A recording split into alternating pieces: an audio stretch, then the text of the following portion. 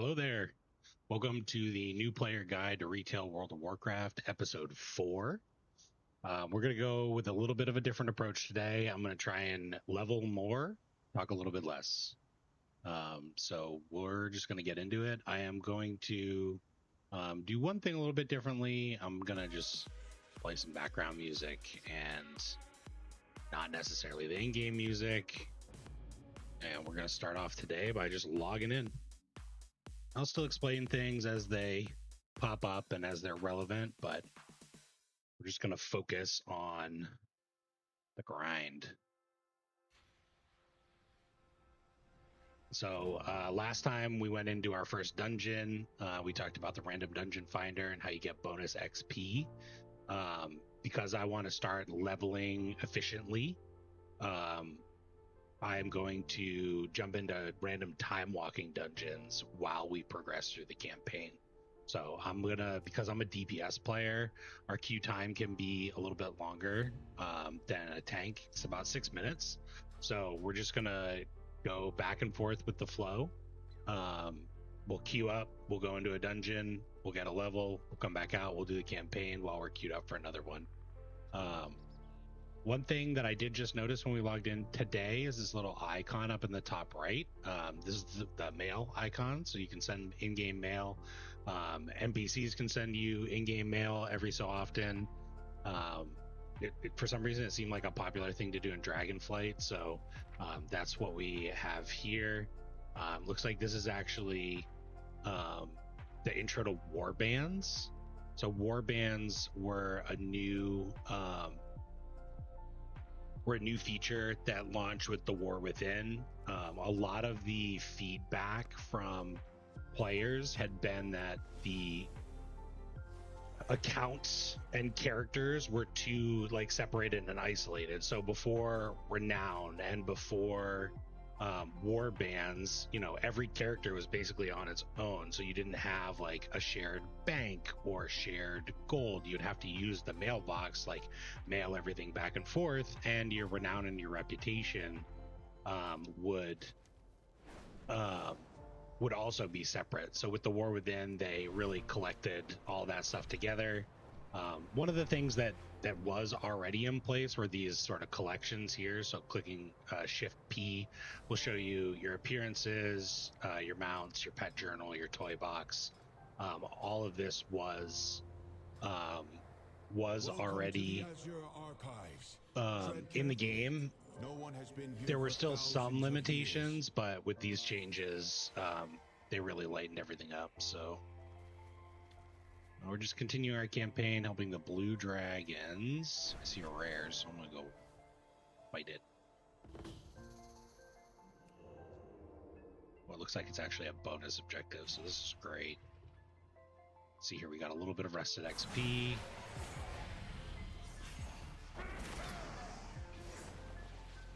Bones.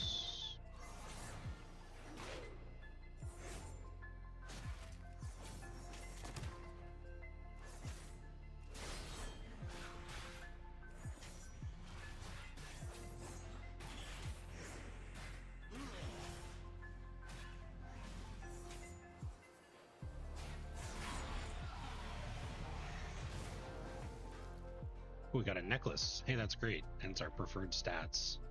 But here's another great example. Last time we talked about green and blue and purple.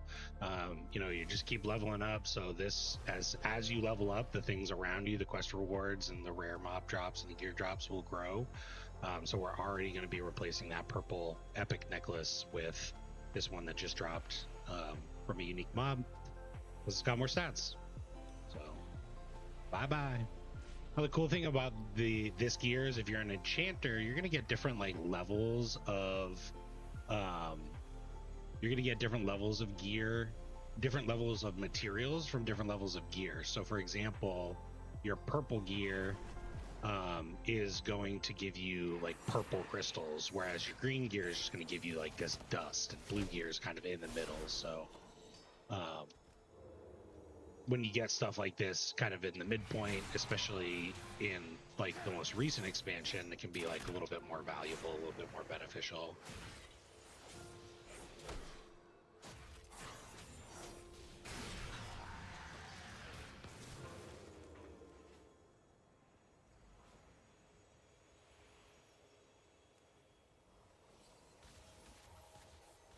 Lay scepter recovered from the bag.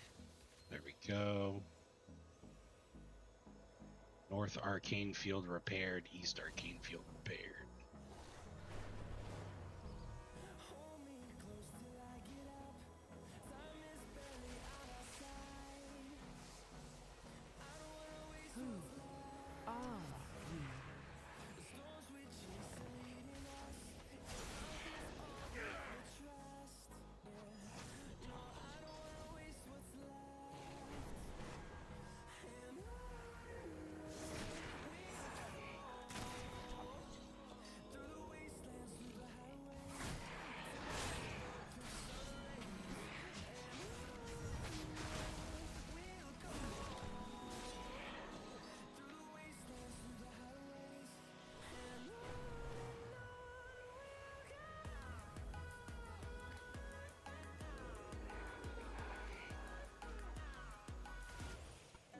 That song was not for me, I don't think.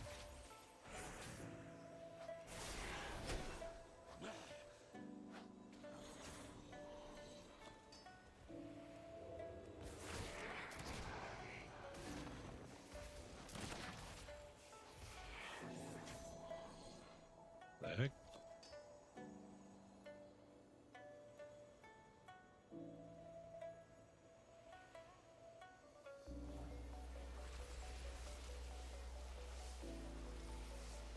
Affixes.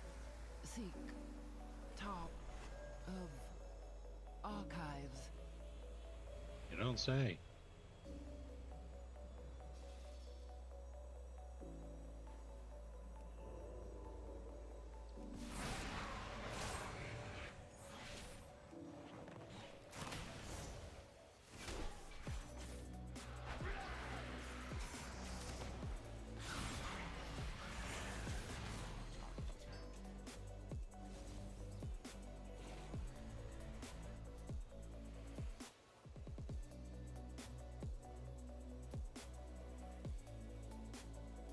I'm gonna bring this down a little bit so it's really right in front of my face.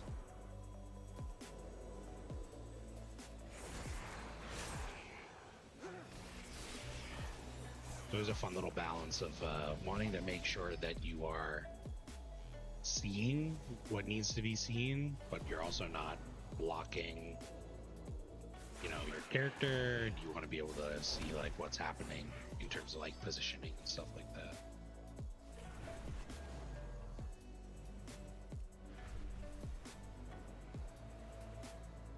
Where are the mobs? There are the mobs.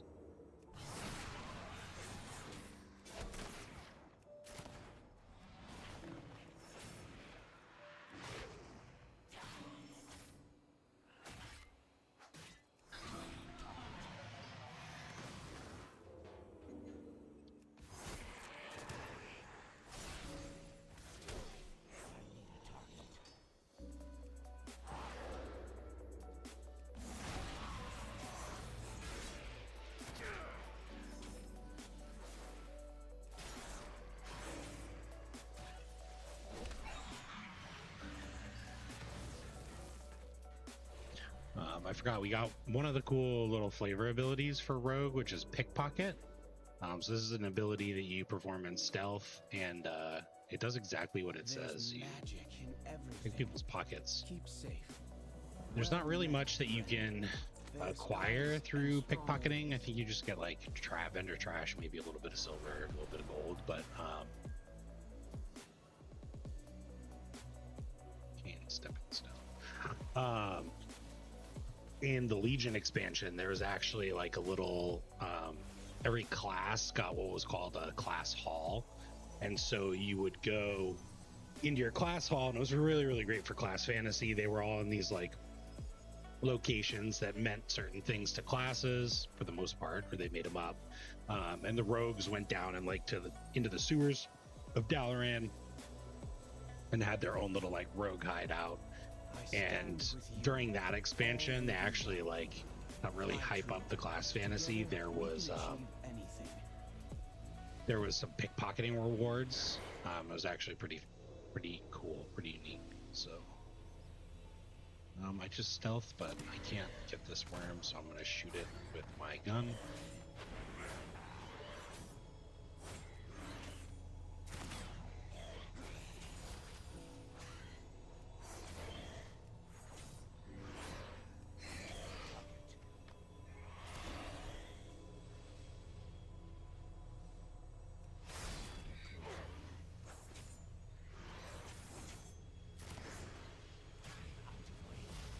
Come on, buddy.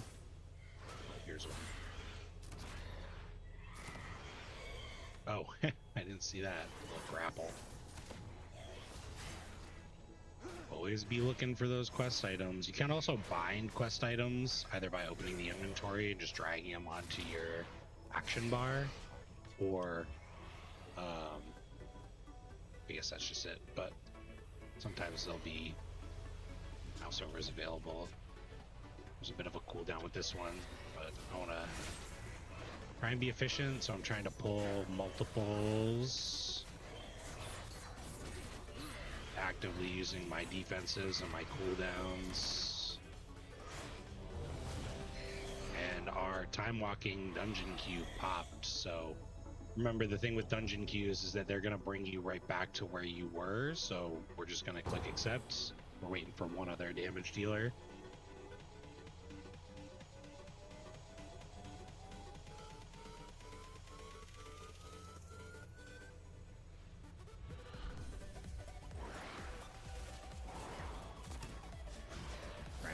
Quest. Ah, we just missed it. Cool. Complete 5 Timewalking Dungeons. Gives you a timely goodie bag. I think I'm gonna decline this for right now, because if we reach level, we probably won't, but if we reach endgame, you'll get that same quest and it'll reward you with a higher item level piece of gear. Chances are unlikely that we make it there before the weekly reset, if we can talk about the weekly reset now. However, there's a chance, and I don't really need the bag of goods. You can see leveling is relatively easy and straightforward. So we'll talk about the weekly reset because I just mentioned it. I picked up a quest in here to collect some books, so I want to make sure I'm doing that. So WoW has what are referred to as lockouts, and there are certain things in the game that have daily lockouts and other things that have weekly lockouts. So raids all have a weekly lockout.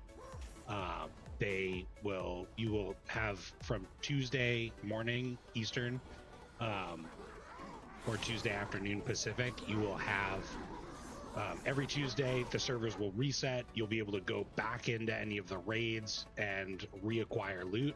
Whenever you kill a boss, you're locked out from that boss and loot from that boss until the weekly reset. Whereas there are also like daily quests that have a daily lockout, and those you can complete every day. And then at the daily reset, which I believe is like 11 Eastern, you'll be able to complete those quests again. So weekly lockouts, daily lockouts. Weekly lockouts are for raids, and then also for something that we'll talk about in the end game is the Great Vault. So it's like a weekly way to get loot from the activities that you completed throughout the week, including raids and Mythic Plus. And there are also weekly quests, like for example, that quest that was shared with us is a weekly quest to complete 5 Timewalking Dungeons. There'll be weekly quests to complete World Quest, PvP, and they're on like a rotating schedule, as well as like battle pets. Like pretty much every piece of content will have like its own little week. So we're in a Timewalking dungeon right now. Again, we chose this because of the accelerated experience. And unfortunately, one of the downsides to time walking at this very moment is they recently increased the difficulty, the scaling. And so if you start a brand new, very, very fresh character, like get to level 10 or unlock the dungeon queue system, something else. Yes, so close. Pardon me while I swap playlists here. Let's try this one.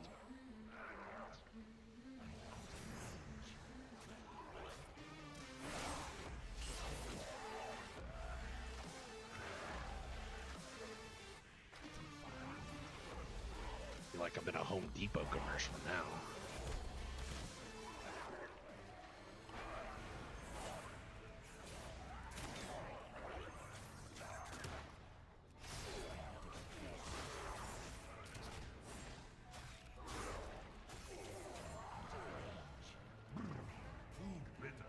One of the things about, so this is Storm Stout Brewery, this is the name of the dungeon, and one of the things that people do is at this part, right before the last boss, a bunch of these little guys spawn, and most of the time people will hide behind this pillar to collect them all over here.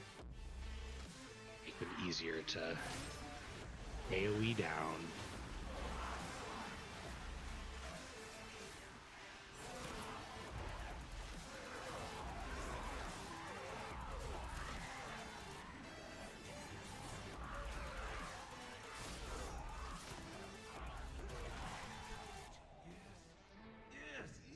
You can see here, like, this dungeon was pretty quick. I don't know, exactly what our time was looking like, but we have not been here long, and we are about to fight the final boss.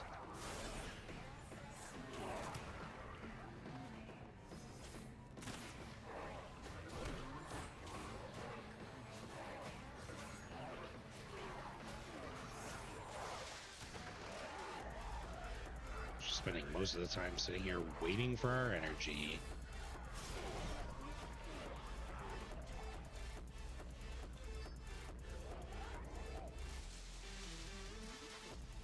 It's okay, if a boss comes out and you don't know how it works and you die, it's not the end of the world. I'll pick you up.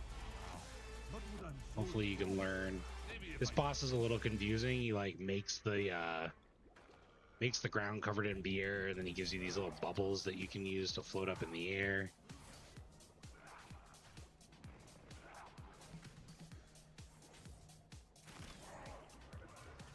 And then if you don't kill him quick enough, some of these groups you'll start killing stuff really, really quickly.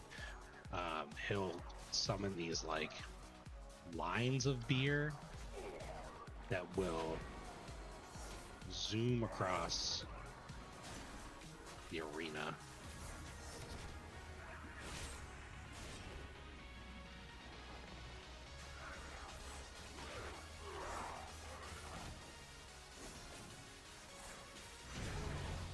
Hey, we did it, and we leveled up. We got a bunch of stuff. So many things. Cool. We got a ring. That'll be good. When you finish your first time walking dungeon, you'll just get a quest to go to the hub area of the expansion that you're in, and you'll get a reward of time warp badges. Time warp badges don't really do too much. I think you can get transmog mounts, toys, and then I think you can get heirloom gear, which we'll talk about. Heirloom gear is not super important anymore. So these are the two quests from the beginning. I'm just gonna turn these in. They got me a cloak and they got me a cloak, and they got me a pair of hands, gloves. And then because we completed the time walking dungeon, so we got a second ring, which is great. That's a big stat boost for us because we had an empty slot there. Now all of our slots are filled except for our shirt. Because we did a time walking dungeon, we got this tranquil satchel of helpful goods, which also contained a necklace. So you really get kind of juiced up in terms of gear when you're doing these.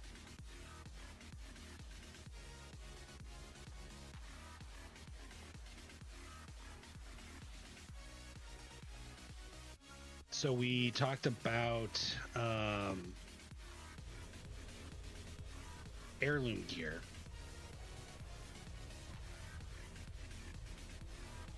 So Heirloom Gear can be found in your collection, and originally it was intended as a way to sorry, this music is distracting. It's gotta go. We gotta just like calm down here.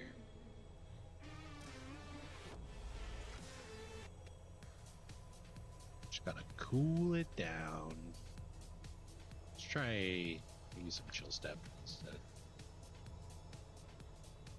Give that a shot. Okay. Heirloom Gear. So Heirloom Gear was originally a way to like improve and increase the leveling experience. And what it used to be is you'd get currency or gold or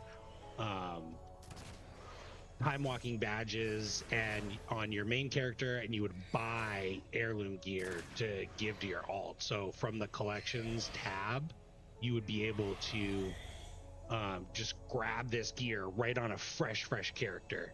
The set bonuses, you can see when we mouse over it, there's these different types of leather armor that's available to us, and the set bonuses used to increase your just flat XP that you gained. And then they changed it because there were events that started gaining XP, which we'll talk about in a second.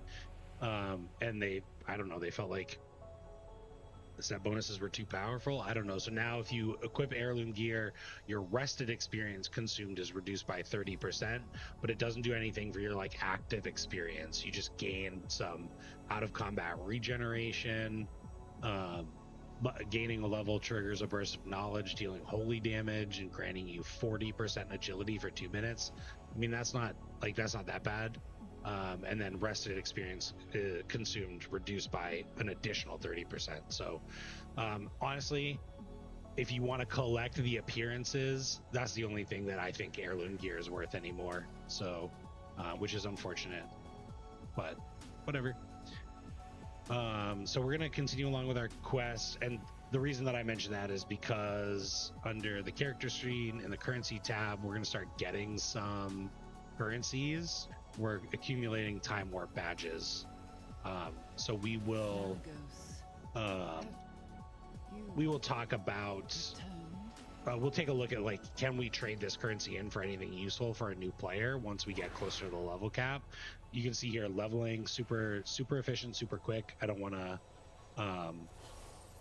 go all the way out to the Timeless Isles to see if there's anything there for us yet. We'll see if it has any impact in endgame, but I don't believe that it does. Could get a cool mount though. So so we finished that group, so we're going to queue up for another one, because as you saw, that was extremely efficient. I mean, we were midway through a level, but we got a full level throughout the dungeon. We completed some quests that gave us some gear. So we're just going to keep on Don't be alarmed, plugging away. Images should vanish in a moment. Seems like we're in combat. Oathstone reclaimed. Is it downstairs? Looks like it's downstairs. Zoom. It's good to see you again.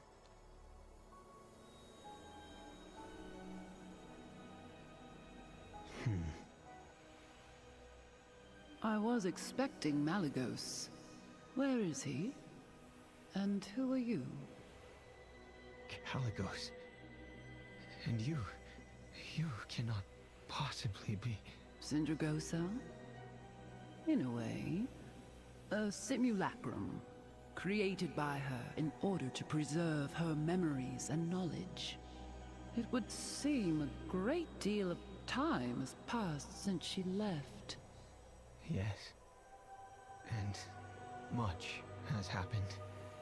I sense an aspect. It's a long story. Both you and Malagos are gone. I see. And the rest of our flight? Where are they?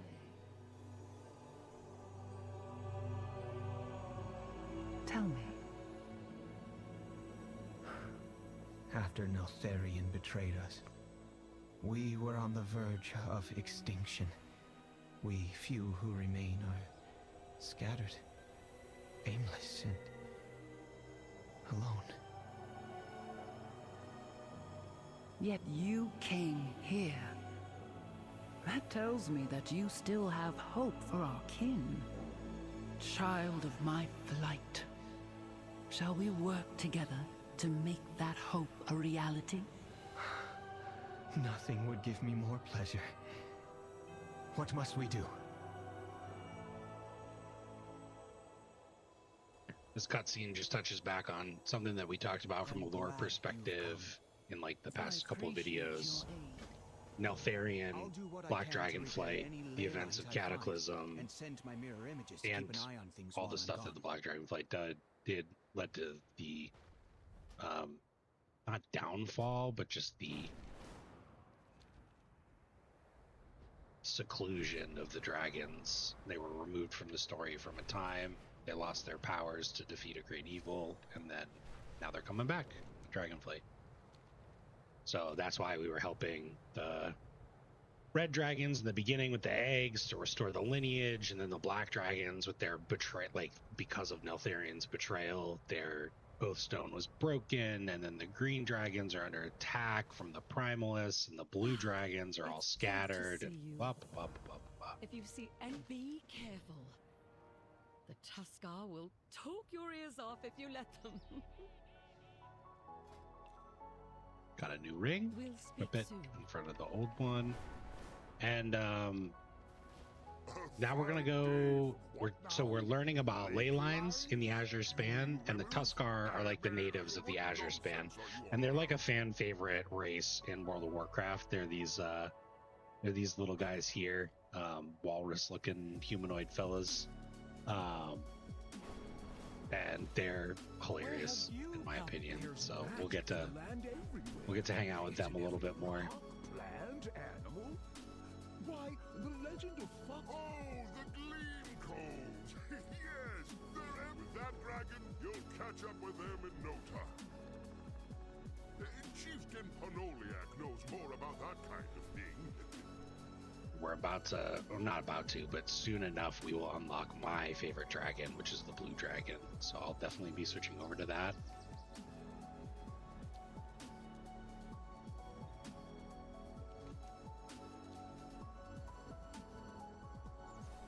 Hang in there, hun. So we're queued up for our time walking. Nora, this is no time to chat. Our caravan was ambushed by gnolls. They took half my people, and many left are seriously wounded. We can talk once my brothers and sisters are safe. Okie dokie. No more waiting. I must save Narak. Hanu, wait. Please. Ooh, I stranger, feel like this one I'd appreciate any help you can offer. has more quests, and I always fly away from it. So we're just gonna wait. Yeah, gotta wait a second. If you're actually following along and going step by step along with me, wait a second there, because there's more quests. We got our dungeon group, so again, it's gonna teleport us right back. So we're just gonna run. You don't want to be, you don't want to do that. I'm just gonna accept it. If we lose out on it, that's fine. We'll get a new one at the new weekly reset. We're picking up quests, and we're following the tank. White Tiger watch over you. And this tank is level 80, and he ain't got time for nobody. He's all geared out in his max level gear, and he's just gonna come in here and group stuff together, and the group is gonna kill it. It's like we've got another level 80 elemental shaman, so we're just gonna kind of let them go to town and try and contribute any way that we can. One thing that I like to do is, I'm sure it's probably ridiculous in time walking content, but if you're getting like, if there's some strong players in here that are killing everything and grouping it up, focusing your attention a little bit more on like kicks or mechanics or something like that, I think is really, really helpful, just because it allows them to push their damage buttons, and since your damage isn't quite as high as theirs, it will it'll just help them a little bit more. So like if you see a caster mob, a mage out there just like casting fireball, pick that in so it comes into the group, and that'll be helpful. Oop. On this boss fight, so we're in the Temple of the Jade Serpent. I'm not gonna, like I said, I might not explain all of them, but in this boss fight, this guy's actually good. He's just corrupt, so we're trying to cleanse the waters, and he has this like shield around him, and when we kill, he takes reduced damage, and when we kill those little water things, he loses a stack of water bubble. So we want to kill these to let us into the bubble so that we can bring his health down low enough to make an impact. So we're just building combo points. And the little shield too, it's actually just like a damage reduction. So if your damage dealers are strong enough, they can break through it after you kill like 4 of these guys. I don't think everybody knows that, so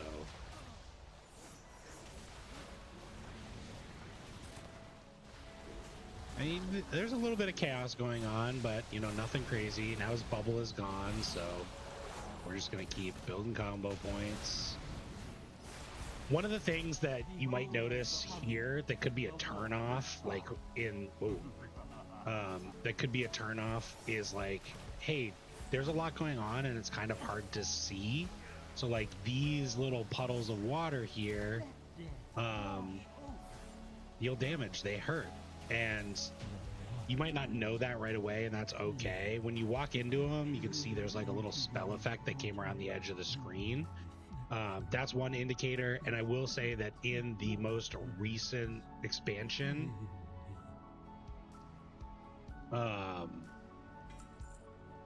they've made a lot of significant efforts to make it as clean as possible so that you know when you're standing in a mechanic.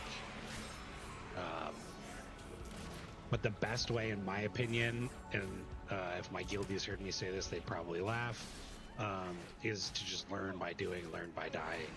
So you'll learn that this Shambling Infestor does what's called the frontal. It's like a frontal cone ability that deals damage if you stand in it and start taking damage. There is also an add-on that could be useful if you're a new player. It's called GTFO. Get the fuck out, basically. And GTFO will play an annoying sound when you're standing in something on the ground that you shouldn't be standing in. Oop.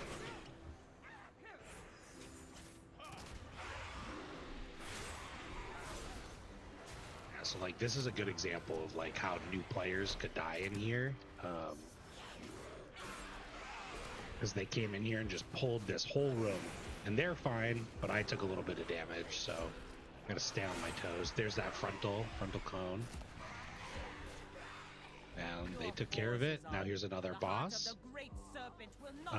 This boss, you know, Pandaria was all about, it was when the monk class released and the pandas, so think Kung Fu Panda, big Kung Fu Panda vibes. So a lot of the bosses are about martial arts or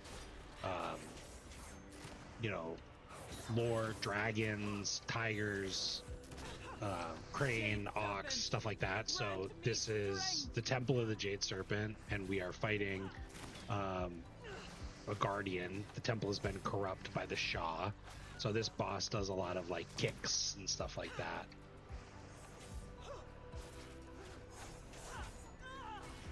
Reroll, finisher, pistol shot.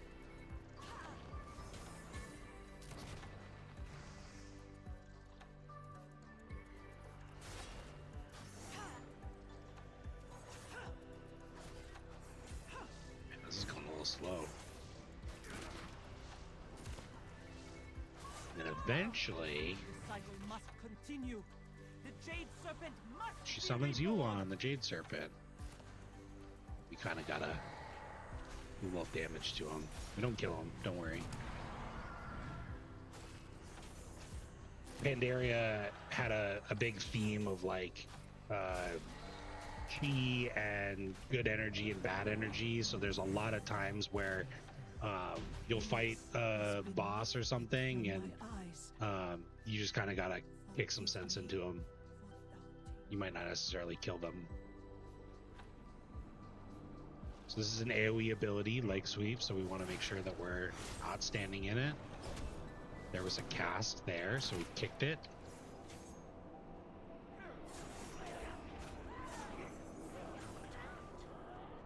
And then we're going into the final boss.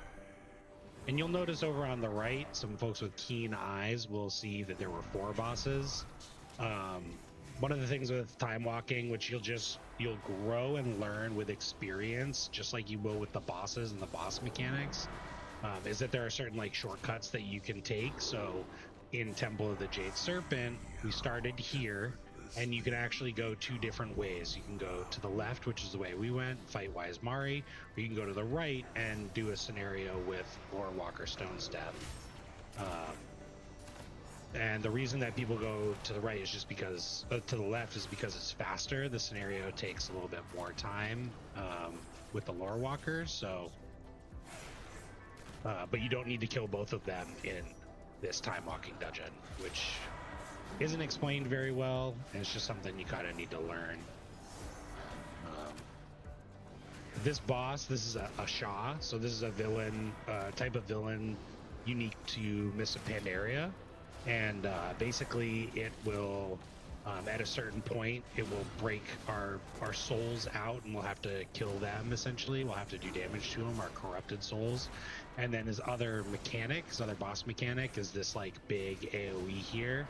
And if I was paying attention instead of jabbering, as a rogue, I definitely would have Cloak of Shadowed that.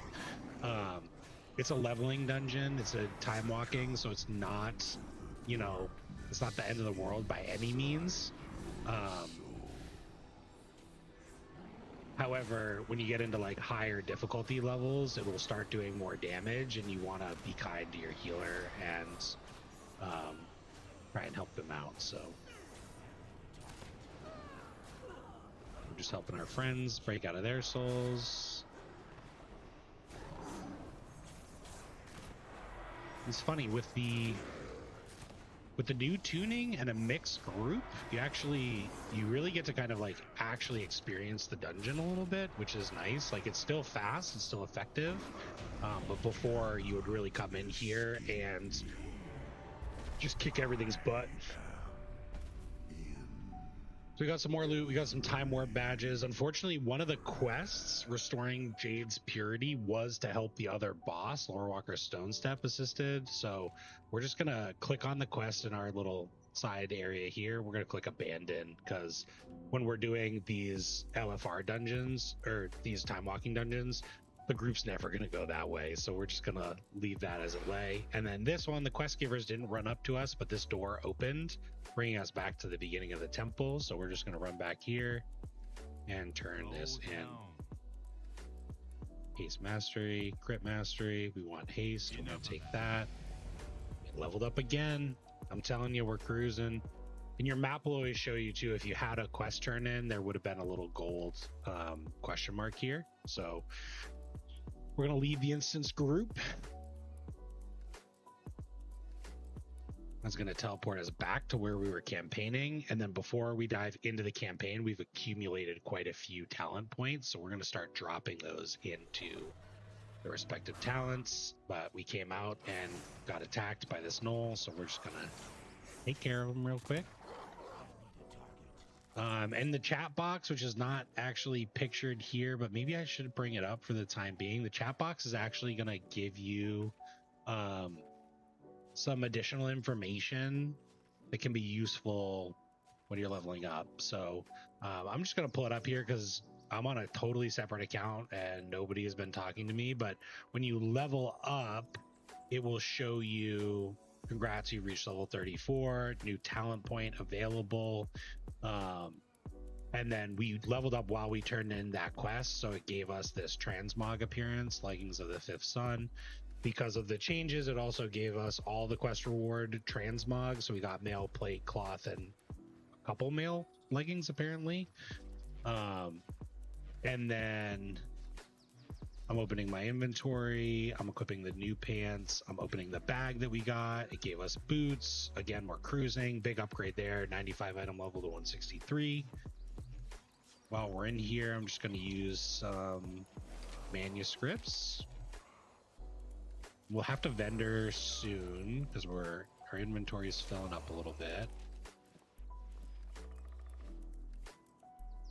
And then we want to spend those talent points. So we're going to pull up our talent tree, and we got quite a fair few here. So on the class side, we wanted to get acrobatic strikes, and then we're going to get that movement speed finally. So big upgrade here. Auto attacks increase damage and movement speed, stacking up to 10%.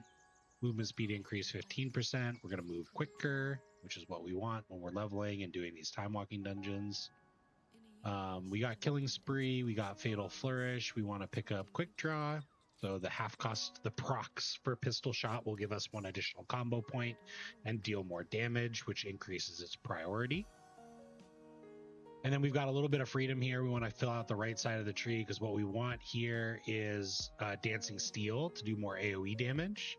So, and then critical strikes with Between the Eyes deal 4 times the damage, and versatility increase 3%. So we're going to prioritize getting to Dancing Steel, and then we're going to move over into this side of the tree, which is going to give us additional combo points, which is a fun little ability. So we want more AoE damage because ours is pretty lacking right now, so we'll prioritize Blade Flurry. And we allocate our talent points. We're back into the questing. We're going to queue back up for another dungeon. We're going to hit level 40 in no time today. Might even take it further beyond.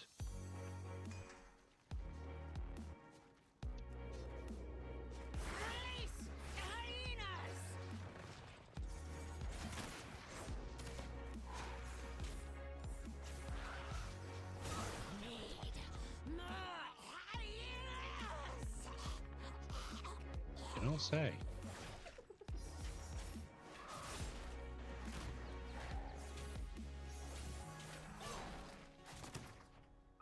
We've come a pretty long way in terms of, you know, what our damage and our rotation was looking like. In the beginning, we were really just pressing Sinister Strike and Eviscerate, and now we've got all these different options available to us.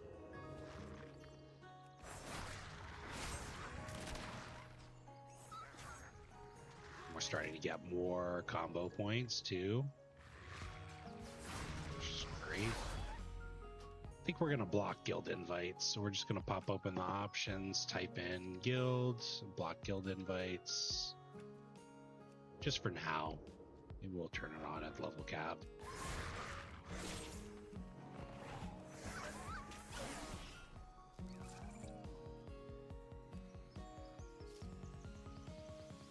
See a rare on the map, so we're gonna go get that in a little bit.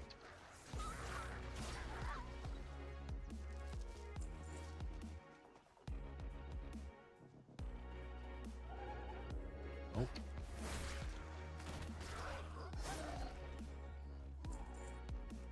Oh.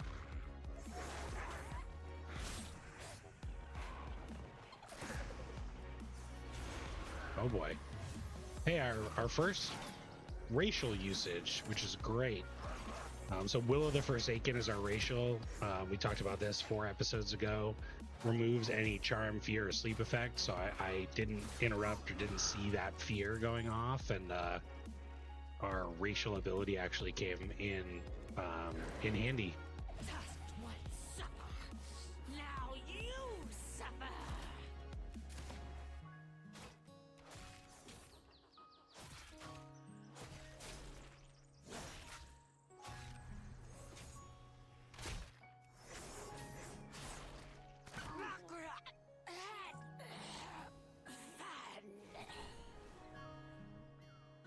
I feel like a good rule of thumb for rogue is anytime your next objective is more than a grappling hook distance away, it's probably a good idea to fly. We're waiting for this mob to respawn, but I remember that rare, or that unique, so I want to go kill him. Looks like it's a bonus objective to help this person who's being attacked by these gnolls. Trying to stay out of that AoE, that's what feared us last time. We use some abilities here. We're gonna blind this guy to just like take a little load off. Then we're gonna kill him. Drink our Crimson Vial. I was about to stun him, but looks like we're good. Oh. He's got big friend. There's hideous laughter. We're getting out of that. Thankfully, this NPC is kind of tanking the mob for us, which is great.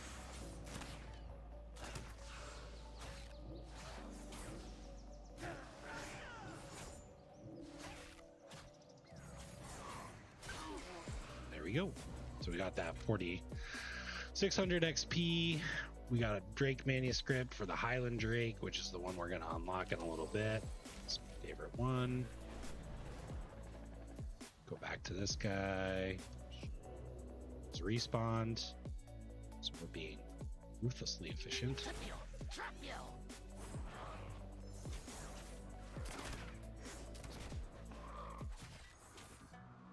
Stand in it.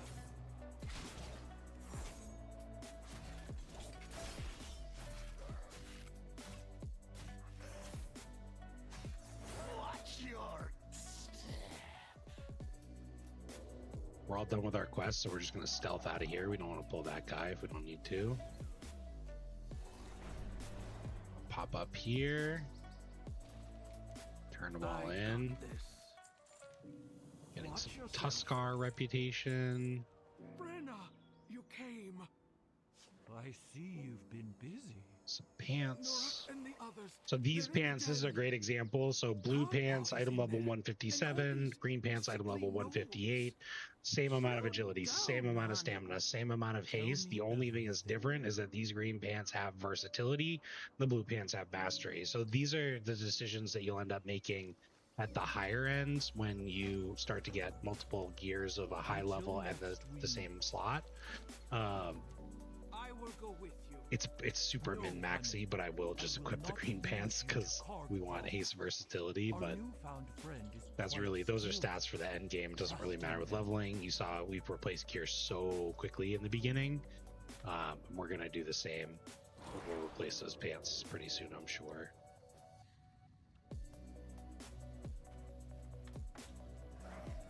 Cool. So one of the disadvantages of leveling as a rogue is that you don't get access to quick queues, but they're not slow either. I mean, 6 minutes. It is currently a time walking event, so there's a fair few amount of people doing time walking. And then for me, when I'm recording this video, it is Saturday, so like Saturday afternoon. So there's probably a fair few amount of people online. It won't always be like this, but one of the benefits of leveling with Rogue, especially in the open world, is the ability to stealth and to vanish. This guy's one of my favorites. It's so funny.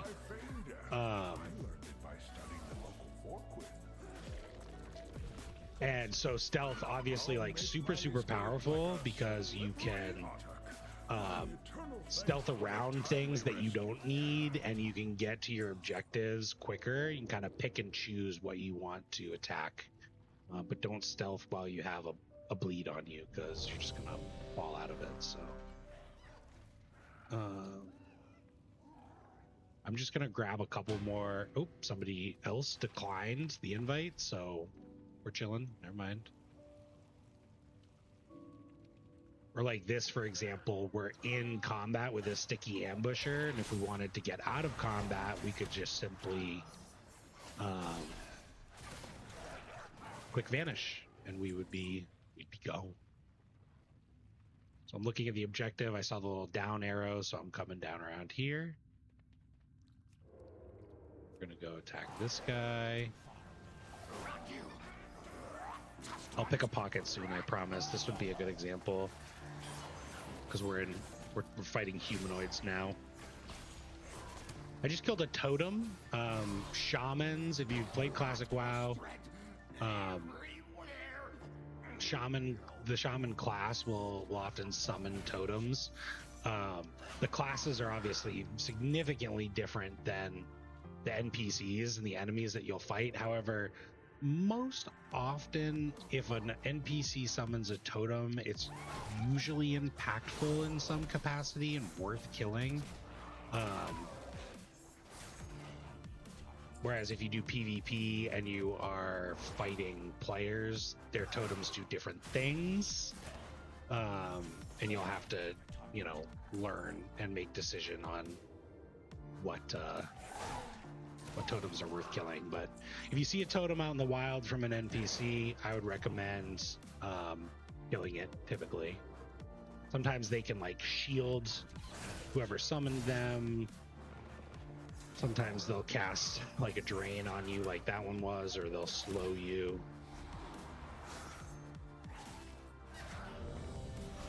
Our dungeon queue is back to being ready. Only have to kill 2 more, so I kind of want to just like hold off for a second, but I guess it doesn't matter, huh? We'll get these on our way out. Oh, this guy's waiting, so we'll try and kill this crap real fast. Nice. Quests are done. We need to escape the cave, so map is definitely helpful here. Stealth is very helpful here. You can see these mobs are respawning. So we want to just get out of here. You know, it's funny. I just realized we've been playing the game for, what, an hour now? And because I got rid of the weak auras, I had totally forgot to add my poisons on. So we're going to drop our instant poison and our crippling poison. We got a new poison somewhere throughout the leveling process. So it's always good to pay attention to your chat to see when you do get new abilities. So with Rogue, you can have what's called a combat potion. In this case, it's instant poison. Combat poison is one that does a notable amount of damage. So instant poison, each strike has a 30% chance of poisoning the enemy, inflicting 24 nature damage. And then you have these utility poisons. So crippling poison, each strike has a 30% chance to poison the enemy, slowing movement speed by 50% for 12 seconds, which is cool. It's a little slow effect that we have. And then wound poison reduces all healing received by 8%. So there's not a lot of healing that NPCs do in dungeons anymore. So the normal route to go is crippling poison for now. Sweet, we got a new weapon. This is going to be a huge upgrade for us because we had level 43, level 90, and now we're going up to level 169. You can see the damage per second, 10.4 compared to our 2.5 and our 4.4. So this is big for us. We're going to start killing stuff a lot faster, which is great. So again, we're putting the bigger one in the main hand and the smaller one in the offhands. Sudden aggression. I fear for the inhabitants of the trading outpost. You also leveled up. Saw that in the chat here. So just a talent point available. So we're going to drop that in. We're going to do more blade flurry damage. And then if you're curious about, hey, if I missed a spell or an ability, you can open up your, I don't know why it's doing that for Sinister Strike, but if you drag something onto your bar, it should remove this little glow. And so you should only see things that aren't on your bars. So we did actually get a couple new abilities that can be used in stealth. It's funny, this one says requires stealth. This one says usable while stealth. So I guess it's usable while not stealth too. So we got Shroud of Concealment and we got Distract. So I'm just going to pull these down onto my bar and go into stealth and just drag them. You don't really use Distract all too often anymore, but you do use Shroud of Concealment. Shroud of Concealment is one of the rogue specific utilities that they bring to the table for groups. and it basically allows you to stealth your whole party, which is really cool. Great rogue fantasy. And when you cast it, it can only be cast from stealth. When you cast it, it puts this big circle around you that moves with you. So it allows any of your party or raid members in this circle to stealth. And you can see it's got a duration. So the duration's 15 seconds. And then it goes away, it fades away.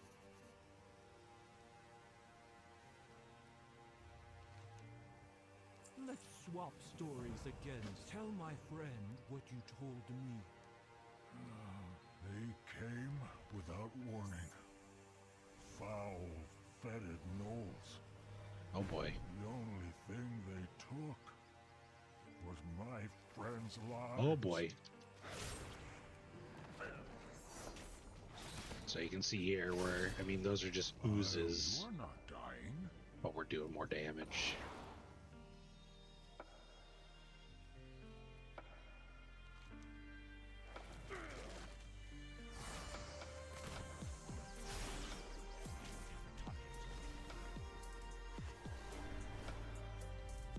Skywriting glyph nearby.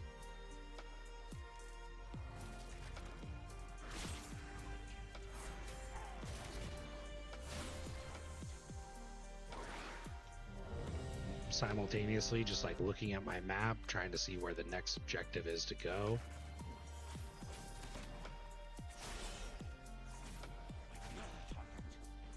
Enter the queue. All right, instant. We got a new dungeon here, so we got new quests. They're always right at the start, so they want us to just kill the boss there.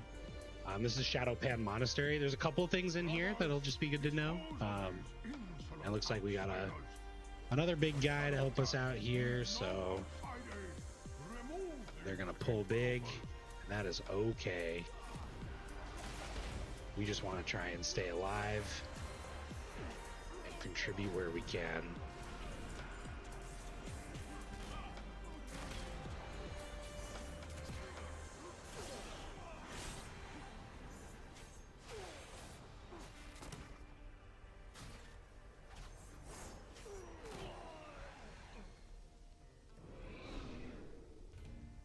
So first trash pull there, and then it goes into the first boss.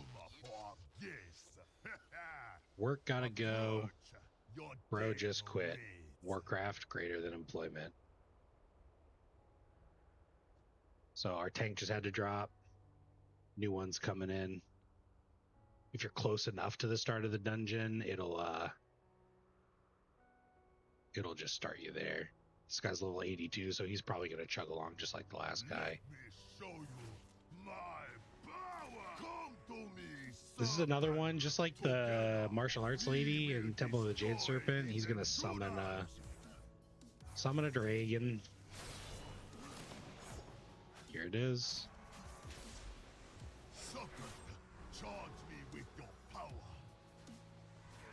So now we have to attack the Azure Serpent.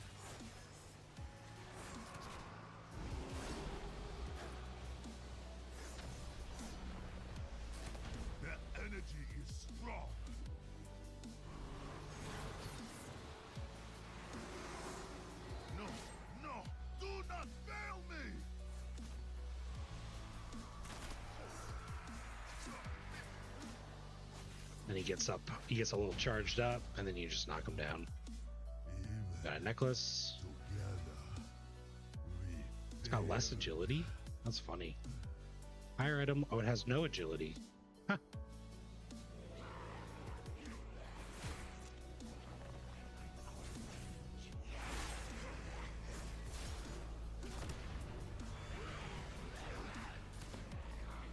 So one of the first things about this dungeon after you kill the first boss, you come into this room and you kill these little baby Shaw, and then when you go out here, you're going to see these archers, but you don't have to do anything. You just stop right outside, you mount up, and you start running. And these archers are going to be shooting frozen arrows at you, and you just gotta... You can't really dodge them. You just gotta hit the W key and just keep running. And if they do hit you, they're not gonna do a ton of damage, but they might freeze you in place. like is probably what happened with those folks back there.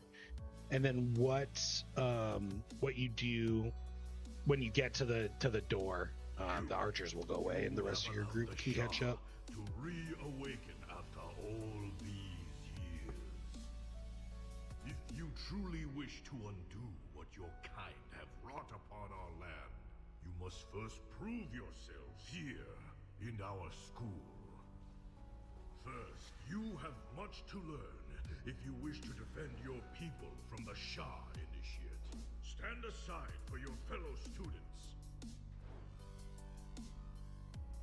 You have much to learn if you wish to defend your people from the Shah Initiate.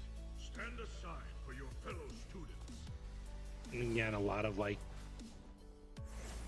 punching the sense into people, so we're not actually killing anybody here. We're just sparring. Yeah, you can see once they hit a certain HP threshold, they will go to the edge of the arena.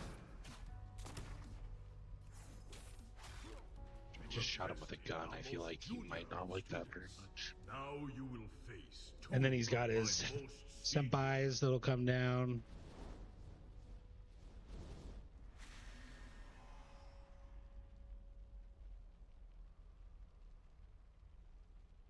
Flying Snow, Fragrant Lotus, step forward.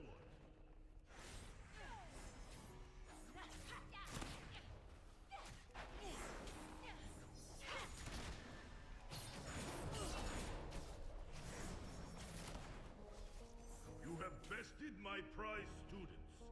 Then we go up and we fight Can be of use to him. us after all. As my master once said, you cannot truly know someone until you fight them. Come forward so that we may be properly introduced.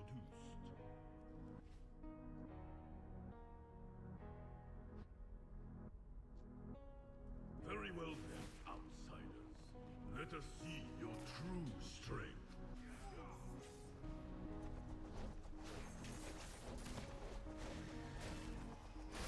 Kill with a weapon is but a physical manifestation of one's martial strength. Let me He's a super simple boss. You just start attacking him, and then he splits up into 3 different illusions, and you gotta attack them to see which one's the real one. And it did actually, like, the game does say that right up at the top, so throw a punch, but after years of training, I there can he do goes. so much more. With the chest. Oh, he's got a quest for us. Sick. Kill the Shah. It's our next boss.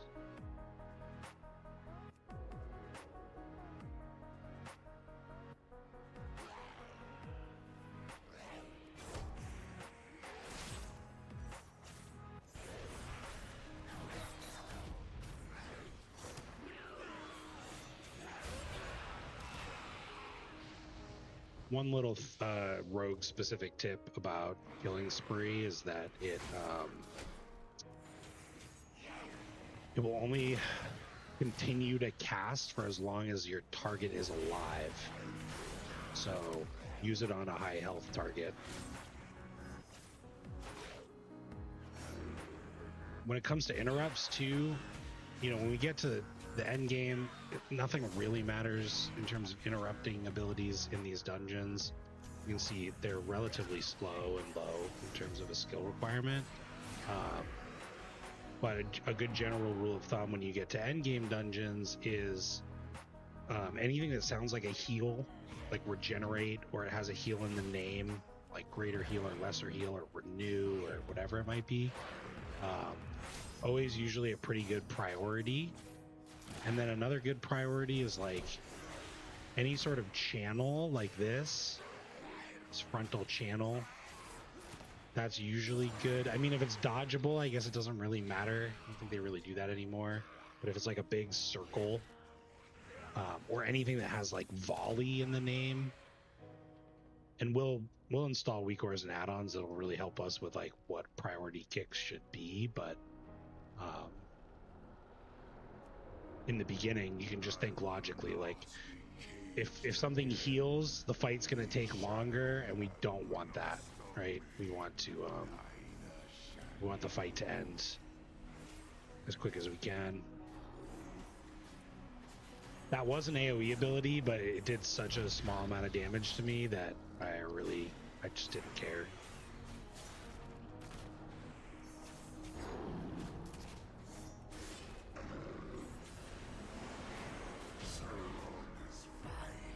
Oh, we got another weapon. Life is good.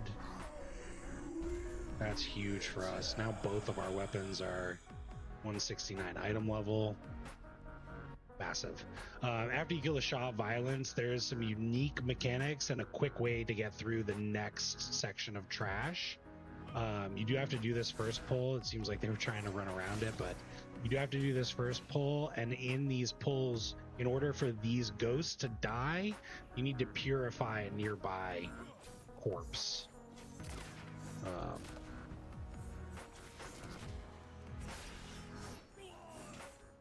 And then what you can do after you do the first pull is you can get on your mount, and these are just orbs. They don't aggro you, so you can just walk around them, and you can cut through this bridge, walk up here, you skip this whole pull, and then you have to do this pull, and then you can skip through the bridge over here and go to the boss at the very end. So here you need the tank to come in. You need to purify the spirit in order to kill these 4 mobs. This orb, oops, I didn't mean to do that. This orb will deal damage to you, so you need to kill that one before you start purifying the spirit. And then you can go in and just start. So Volley of Hatred, that's a great example of a spell that is good to kick. Because a volley or an AoE ability will deal damage to the whole group, which means that the healer's going to have to heal more than just one person, which, you know, not always the worst, but volleys tend to be stronger than just individual abilities. So he didn't cut through the bridge, and he pulled this pack, which is very, very unfortunate. It's going to add on a whole whopping 30 seconds to our dungeon run here. Another great example is what I just did there, right? I kicked the guy that was away from the group, and he was just sitting there casting. And the reason that I wanted to do that, even though we have a DK, a Death Knight in the group, and they can grip people in, was to just get everything close so that we can do AoE damage as a group. And then this is the last boss. One of the things that they do in World of Warcraft is they try and teach you about boss mechanics before you get to a boss. So this boss is actually going to have similar mechanics to the trash that we pulled. You can see this like purple AoE, and then these orbs that are being destroyed out here, similar to the other orbs that we had before. So we want to kill those. But we killed everything really quick. A bunch of stuff happened here, so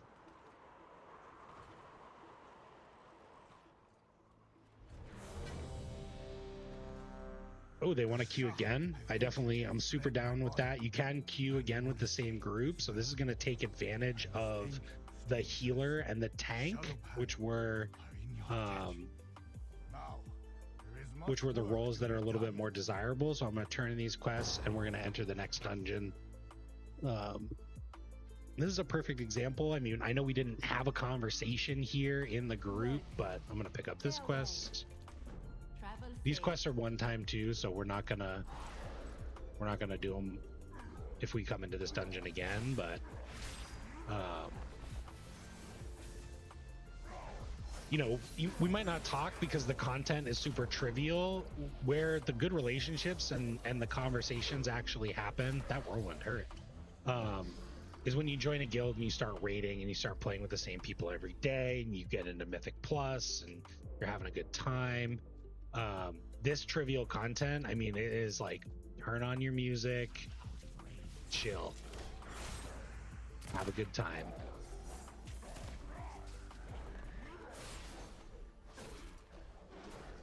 Yeah, those whirlwinds hurt, so I'm gonna blind that one. But don't want to stand in that. I'm gonna try and spend some talent points too. There's gonna be a little bit of what's called RP role playing from the NPCs up here in a second, so we'll try and drop our combo points in while they RP.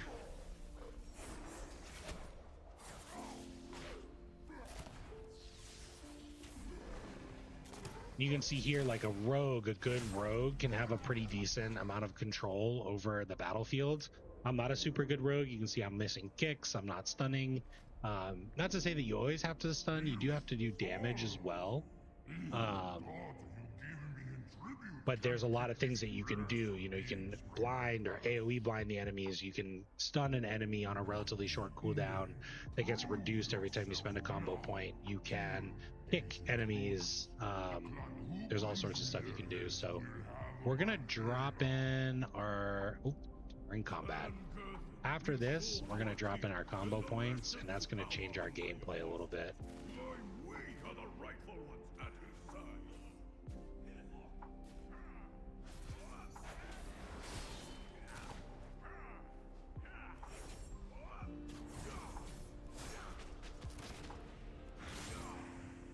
Looks like this guy's doing a frontal. Oops. Got killing spree just sitting here off cooldown.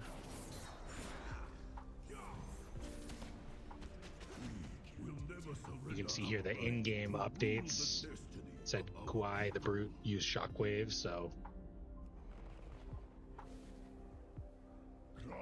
this boss fight is super simple. It's just like three separate guys, but it keeps you in combat the whole time. So as a rogue, I can't re-stealth, which means I can't ambush, which is a little bit of a bummer.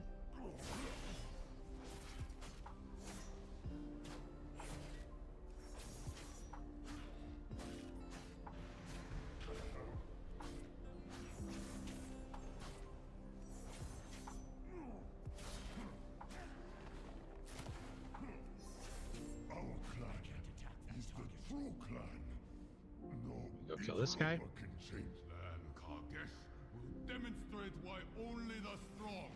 If I really wanted to re-stealth, I could just cast Vanish. It's going to give me access to ambush. And at crit, and with the new talents, I got 4 combo points, which is great. Nice little damage boost. Just killing spree.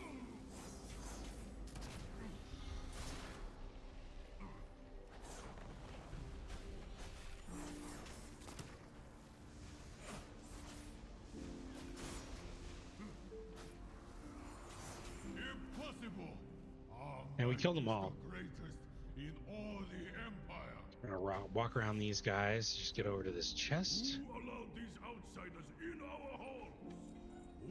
Spend those talent points.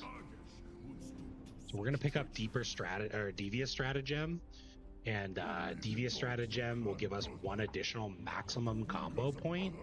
And your finishing moves that consume more than 5 combo points have increased effects, and your finishing moves overall deal 5% increased damage. And then on the class tree, we're just going to go down in a straight line. So this is where we get to choose some additional poisons. So numbing poison slows their attack and casting speed by 15% for 10 seconds, and then a trophic poison reduces enemies damage dealt by 3% for 10 seconds. I guess for leveling, you would normally pick numbing poison and probably apply that instead of crippling poison, so that the enemies that are attacking you, I just jumped down the stairs and we got to run through this tunnel. My group's far ahead, but the enemies that would normally be hitting you with their weapons would be doing that slower, therefore taking away less of your health. But since we're doing a lot of group content today, and a trophic poison does give you just a flat reduction in damage taken, it'll benefit the group pretty heavily too. So we're just gonna slap that on there, and you can actually see it now. Because we've inflicted our first, I mean, we probably did with assassination, but we switched off that pretty quickly. We afflicted our first ailment or damage over time ability A trophic poison doesn't do any damage, but it is a debuff that we put on the enemy, and it'll show you on the nameplate the timer of that debuff. So I wonder if we can pick a pocket. Oh yeah, we can pick the pockets. So I'm just picking some pockets, getting a little silver.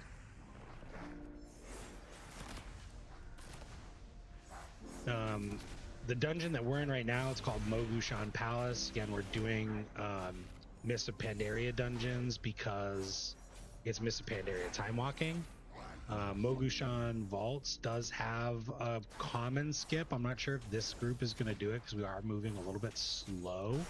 But after you kill the first boss, the council bosses, you can run up to this ledge and just jump down, but it will immediately put you into a boss fight. And what you want to do on this boss fight is really prioritize at least kicking this oracle, if not killing it. Because the oracle casts Cleansing Flame, and Cleansing Flame is going to heal, right? Going back to our kick priority, Cleansing Flame is going to heal the other bosses in this encounter. So, and the way that this encounter works, it's actually in raids. It's called it was what's called a council fight. And the way that this boss works is when you kill one of the members of the council, it will enrage the leader. So this guy Gekkan. So you wanna kill the oracle or prioritize the oracle. You want to kick the hexer too. Once the oracle is dead, that's another caster. And then every time you kill one of the smaller guys, the main guy grows bigger. So you do want to try and target this guy, but you do want to kill off some of the little guys. But the more enraged he gets, the more damage he does. And then their loot is actually back here, this vault. Unfortunately, I haven't been doing the quests, and one of the quests is up here in all of these different things. So we're probably not going to do the Relics of the Four Kings. Because we have to kill these guys, these guys, these guys, these guys, and these guys, and it's just faster and more efficient to just keep on keeping on.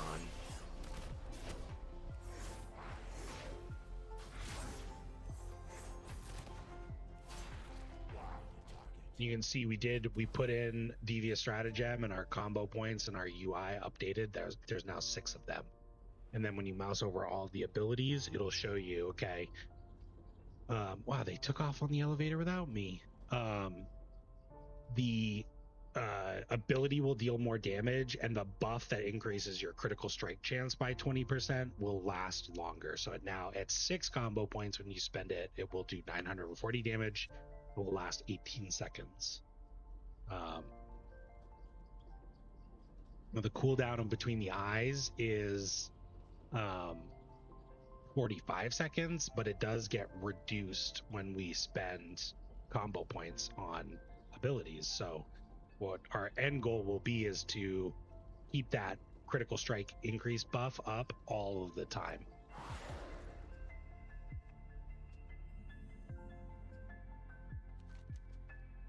Whoa.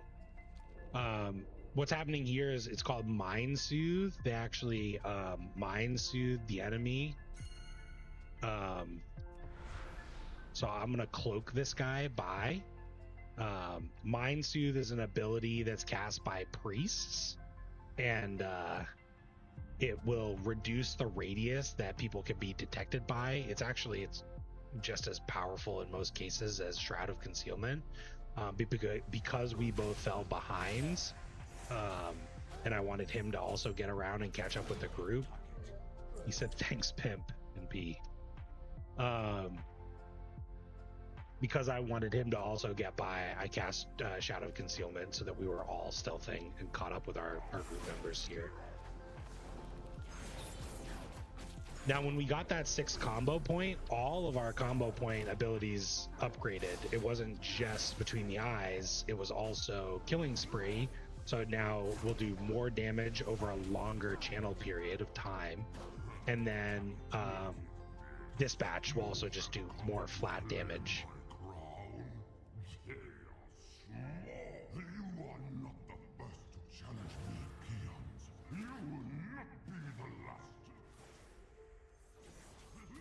This boss has what looks like a lot of like chaotic things going on. And that's because it is chaotic and you can't really see them very well, but he's in the weapon master, so he summons like a bunch of weapons, which you'll see around me. He doesn't always come with the dogs, but these swirling axes, these fire lasers, these things shooting spears out from the wall. What people used to do back in the day was they would actually pull him from his throne up here all the way to the door back there, because you can see there's no weapons in that little doorway. But now you just don't have to do that anymore, so you just tank them wherever and just try not to stand in the beams. You can see now even these little crossbow turrets are just shooting us all individually. Try not to stand in the axes, try not to stand in the spears. And we got another necklace with no agility, so probably just gonna leave that as it is. Got a couple of bags to open. We're really flying along here. Looks like our group sort of disbanded. We're gonna turn in the quest. New legs. I told you we'd be upgrading these soon. May your days bring you joy.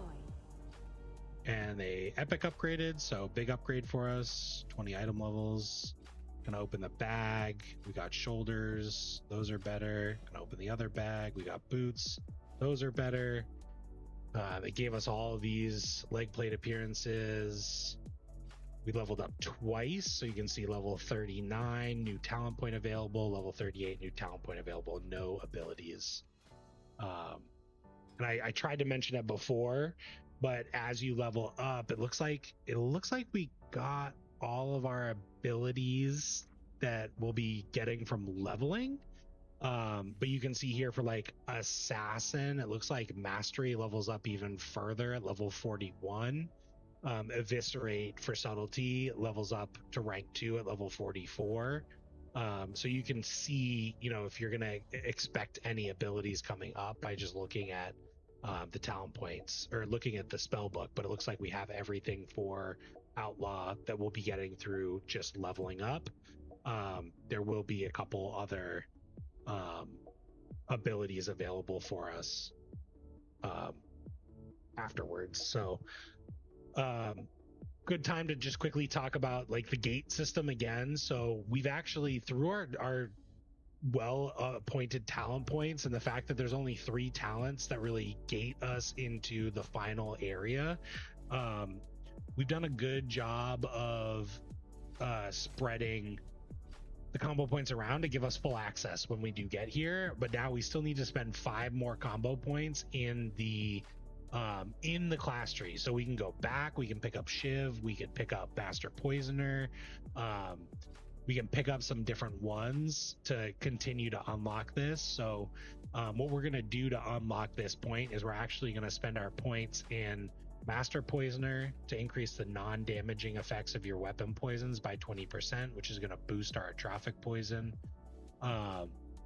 We're going to pick up Iron Stomach to increase the healing from healing potions, Hellstones, and Crimson Vial, which will be good for leveling.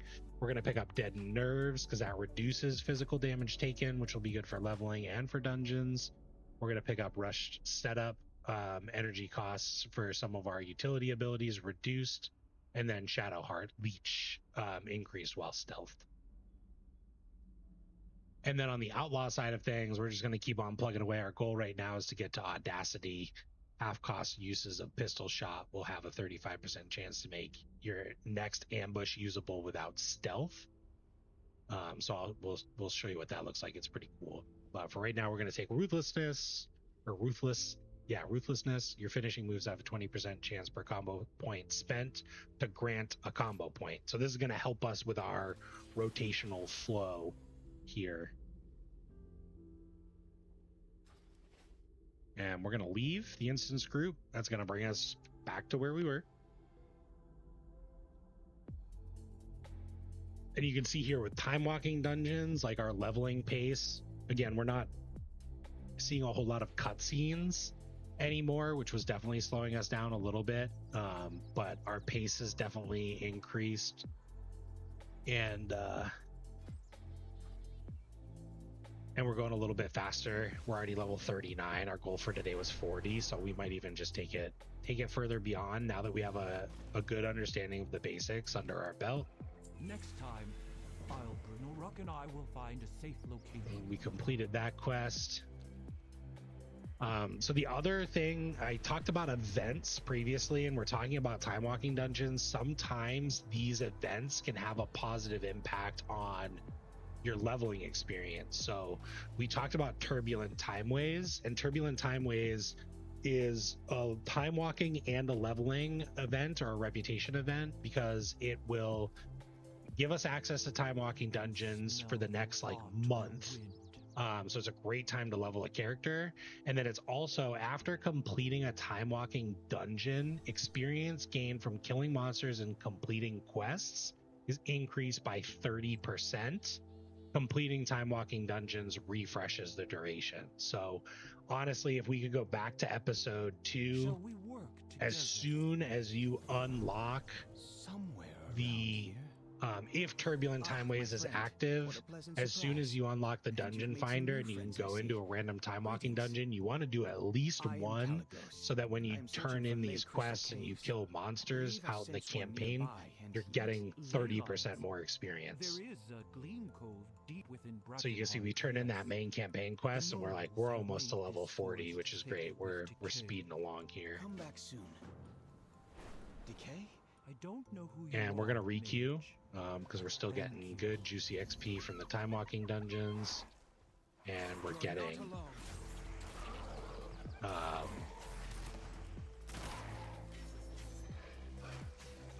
good loot too. Getting gear, getting weapon upgrades, which are super critical for a rogue.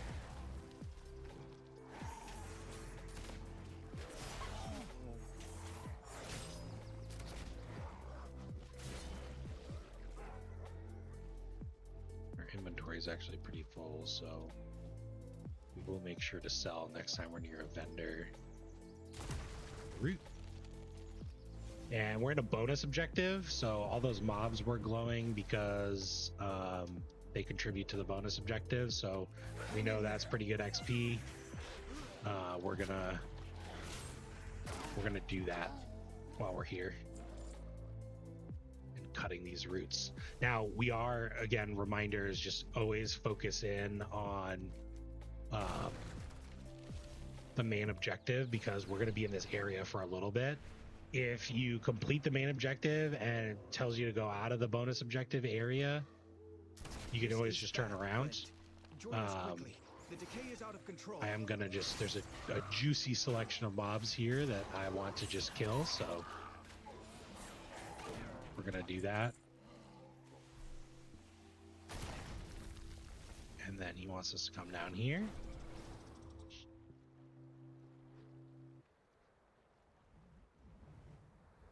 They're infusing an ancient with that rot. Level 40, let's go.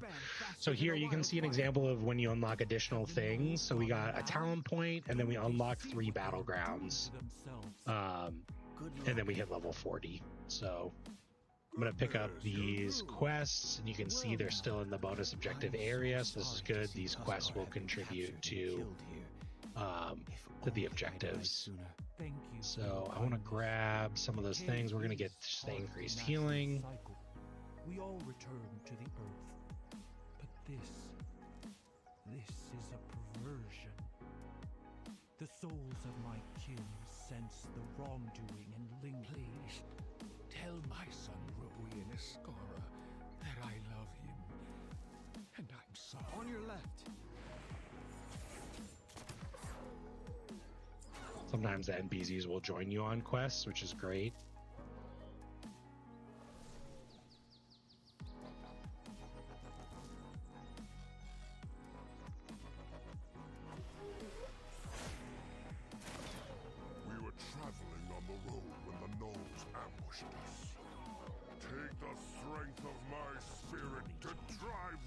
This quest item has a little bit of a cooldown. You can see it's just coming off cooldown now, so you want to, where applicable, just keep collecting, keep killing, trying to be efficient there.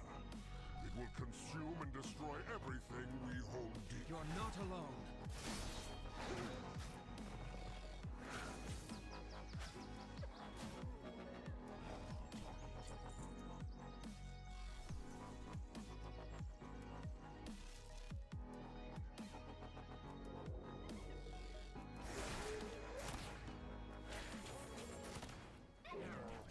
We're starting to generate a lot of combo points a lot faster, which is great. Allows us to use more finishers, which reduces our cooldowns. I've got your back.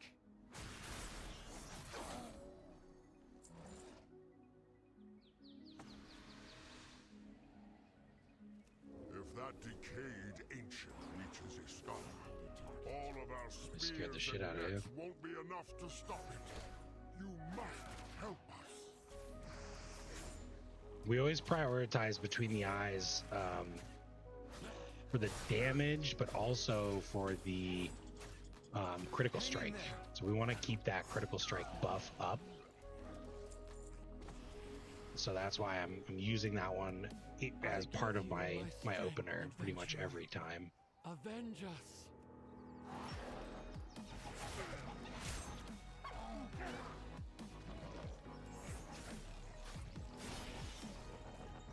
This is a Moonkin. I talked during character creation about Balance Druid, and this is the form that they will shapeshift into when they're casting their lunar magic. A little rare up there. We're just gonna pop down and just take care of it.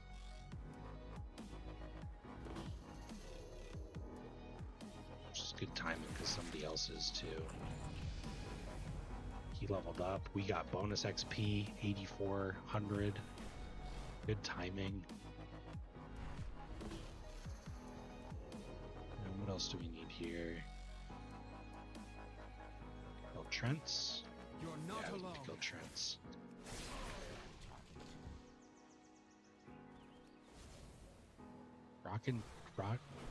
Rotting Trents and Rot Flingers.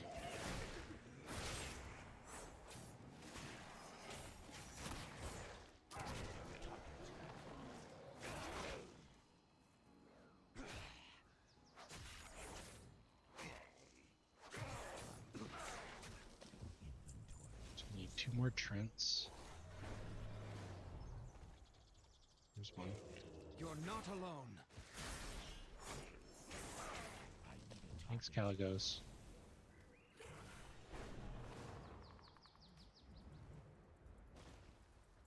Here's one.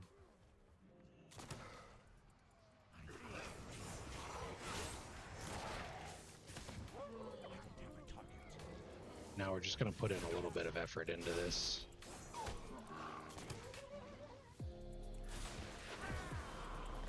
On your left. Grats, he leveled up. Ding, Grats.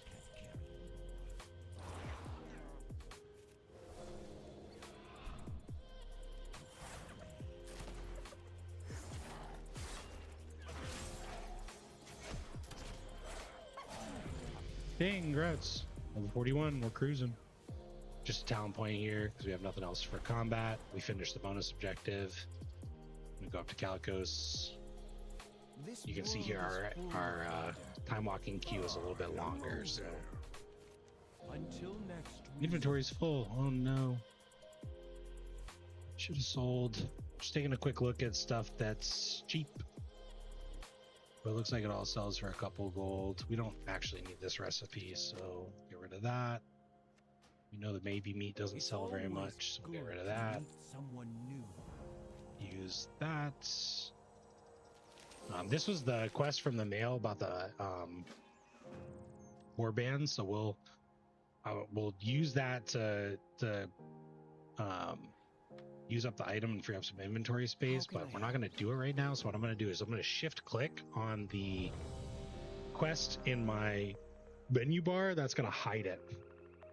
I'm also going to do this for Relics of the Four Kings and for Nelthera's Secrets Within. Honestly, we're just going to abandon this one because we're never going back to Nelthera's while Time Walking is active.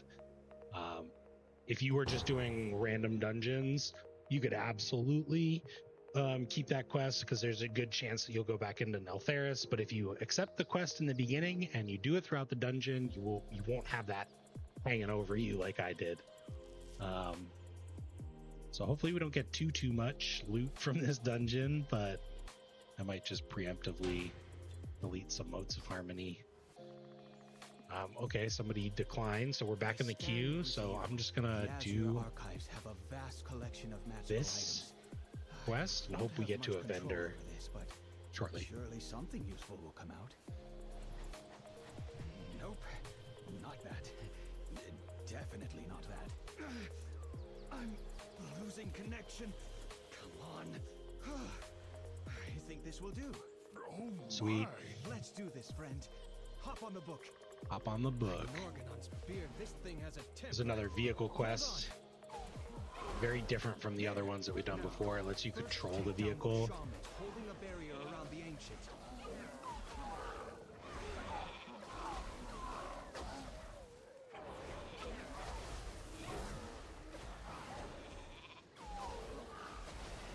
Those shamans are tough. The ancient is vulnerable. Quickly, throw everything we have at it. It's not enough. Come, my friends, my family. Help us protect our home. Excellent. Now to the cave before more. That's kind of like Harry Potter. We summoned our ancestors to help us defeat Big Thank Bad. you, my friends. Rest now. Karkut awaits. Fly true. Focus on the lake crystal, then Together, we can achieve destroy.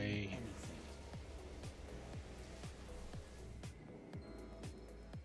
I am here. Thank you. So he is flesh and blood after all. Boom. We were beginning to suspect you were also some spirit.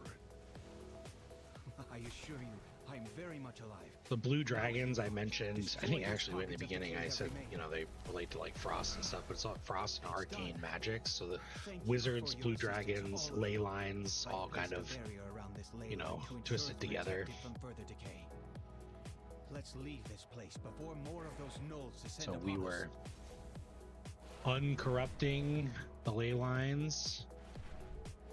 You can see how effective the turbulent timeways, the master timeways buff is This for world us. is Like full we of just them. leveled up and now we're going to be level 42. You must Um, be new around. Again, you know, I don't know when anybody's going to watch any of the videos, but if you're watching and this isn't up, just keep plugging along with the campaign, plugging along with Random Dungeons.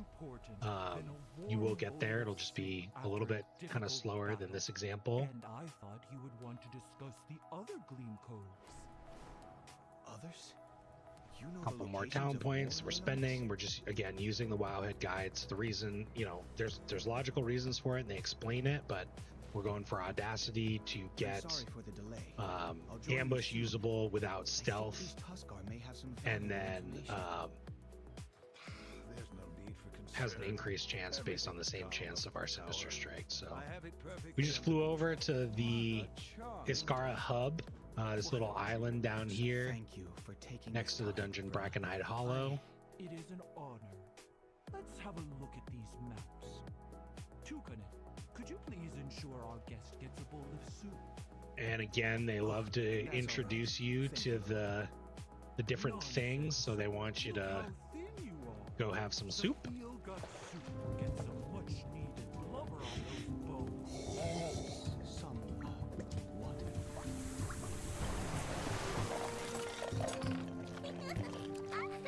Oh, also, the kids are really cute. I forgot about that.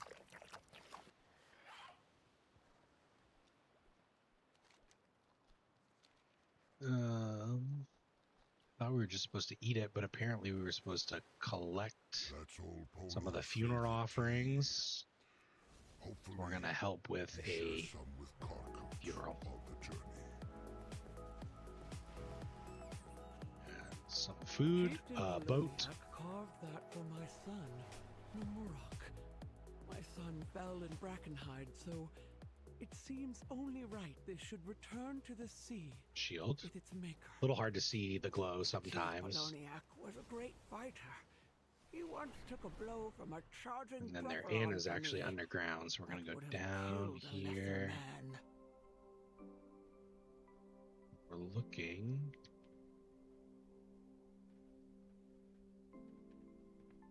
Seems like it's supposed to be over here. Y'all know anything? Perhaps you have a use for these things. Now, you be careful out there. Sometimes the quests will have some info for you, but of course there it is. As the tales go, if old Pinoliac's spirit returns to us restless, Go to we the will boat. carve a stone statue for it to rest with. Thank you, traveler. We should be just about done here. Could you tell Brenna? Talk to I'm the glad chieftain. we met, friend. The chieftain did have a quest for Brackenide Hollow. I'm just gonna Your pick it help up is and I'm gonna hide it, greatly just in case we go in there. We've got the quest already. If you're doing the random dungeons instead of time walking, this is a great time to pick up that quest because Brackenide Hollow is one of the random dungeons in the rotation.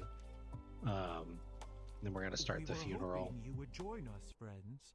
A chieftain's return to the sea is a celebration for all. If you don't mind me asking, how did he pass? Was it the Knolls?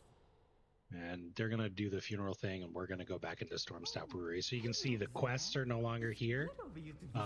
Thankfully, I moused over that person because we do have a vendor. So we're gonna sell our junk, and we're gonna sell all of our gear. You might have noticed it as I moused over those boots, but they were glowing. If you get any new gear or loot, it will glow. So you can mouse over it and see, okay, did I look at this already? Do I need to equip it?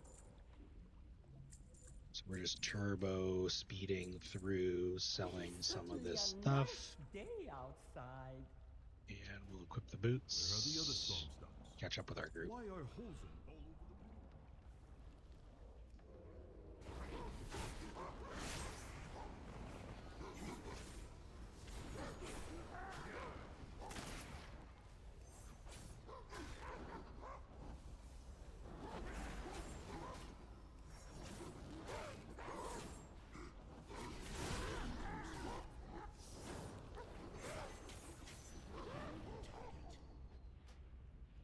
We're just gonna switch back to game music here.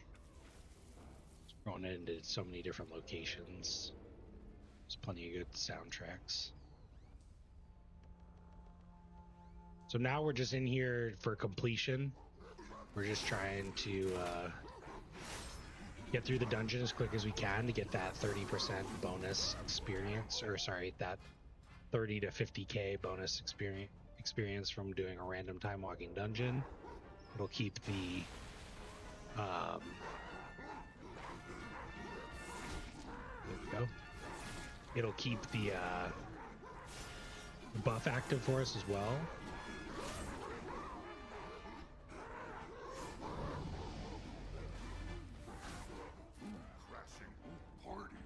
Nope.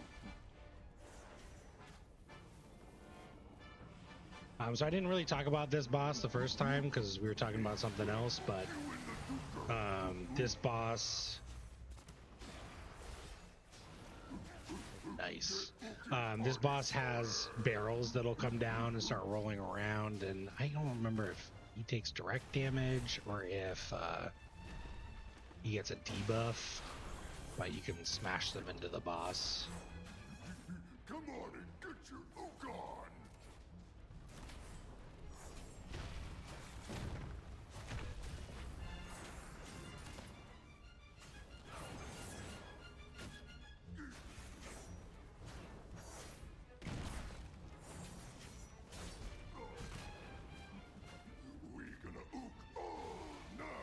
Yeah, it looks like it does about 7,000 damage at my level. So it's probably pretty good to do that. Collecting those time warp badges. And this is a good time too to talk about, like, hey, you know, I mentioned I'm not going to go and take a look at the time walking vendor in Pandaria. One, I don't even think I can because this is the first character that is being leveled on this account, so we're really kind of like railroaded into the Dragonflight quests. But maybe it is possible. It's like, okay, well, hey Yogurt, I really want to know what this object does. The Wowhead resource that I talked about earlier is not just for class guides and leveling guides. You can also use it to learn more about any item in the game. It is a database. So you could go to Wowhead on your browser. You can type in Time War badge up in the search bar up at the top, and you'll find plenty of resources, guides, ways to use it, what you could use it on. So, as well as the history.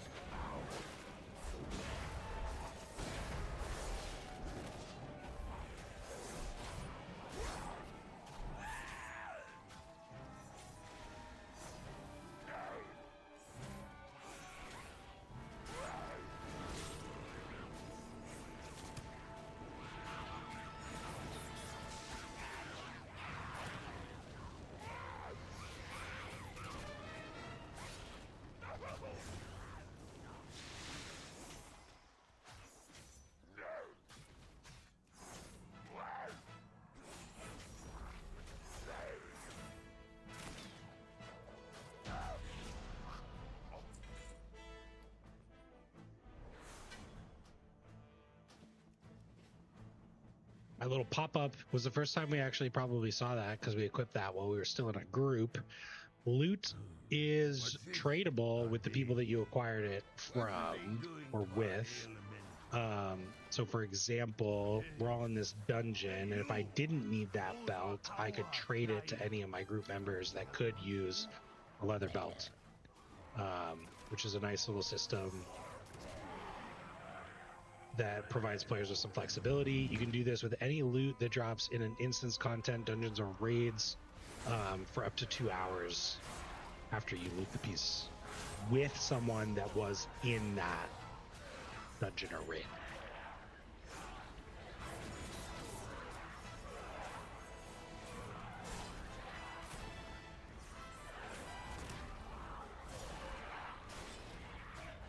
Should be kicking more, but I'm having fun doing damage now. Does that mean we can stop coming here now?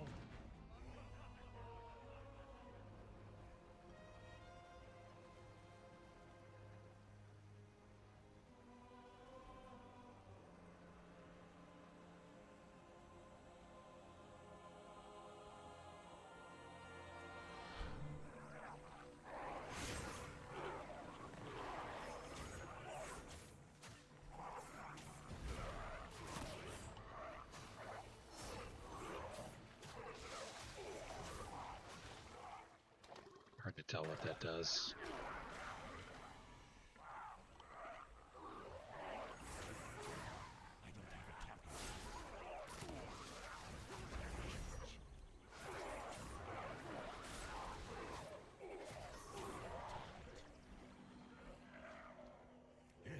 You can see another quick dungeon. So close. I'm gonna level up from this one, so we'll be hitting level 43.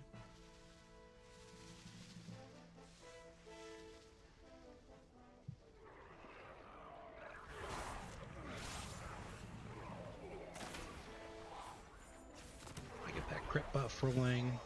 You want to try and use your maximum combo points where you can, but at the same time, and this is true with all classes, you never generally really want to over cap. So like right now, if I spent this pistol shot proc, I would get 2 combo points, and it would be more efficient for me to spend it when I didn't lose one of those. And maybe some corn. Yes, more corn. Blood DK doesn't seem to want to really be doing this, so we're just gonna head on in.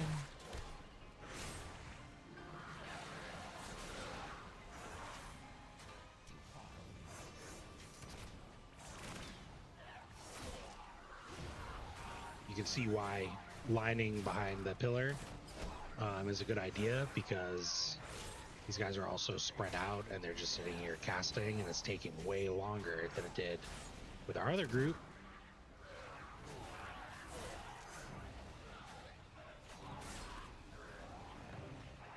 Not that it's the end of the world. Nobody's dying.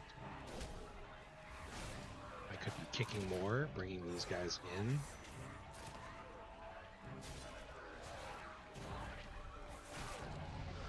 Level up. Level up, level up, level up. So our gateways here, 3 and 4 remaining. No, yes, no. Peppers.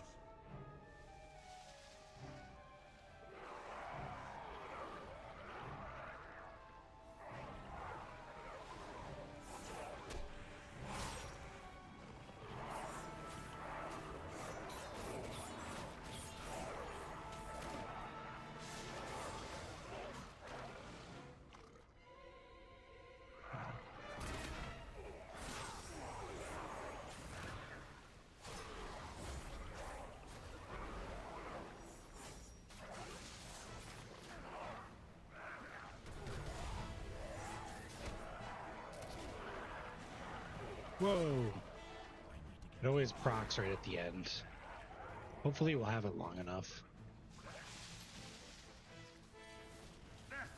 No! What is that thing? Doesn't matter. Nothing will stop them now. Not when I'm so close. Maybe if I don't look at it. What killing spree looks like when we're in this little bubble.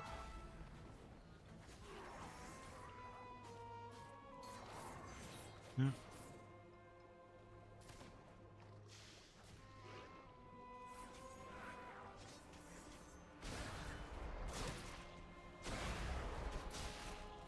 Sometimes enemies will cast abilities on you.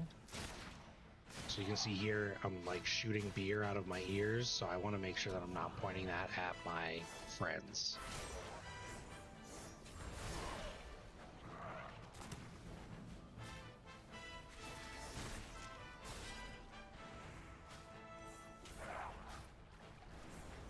As best I can. And this is one of our new talents, so Sinister Strike gets replaced with Ambush.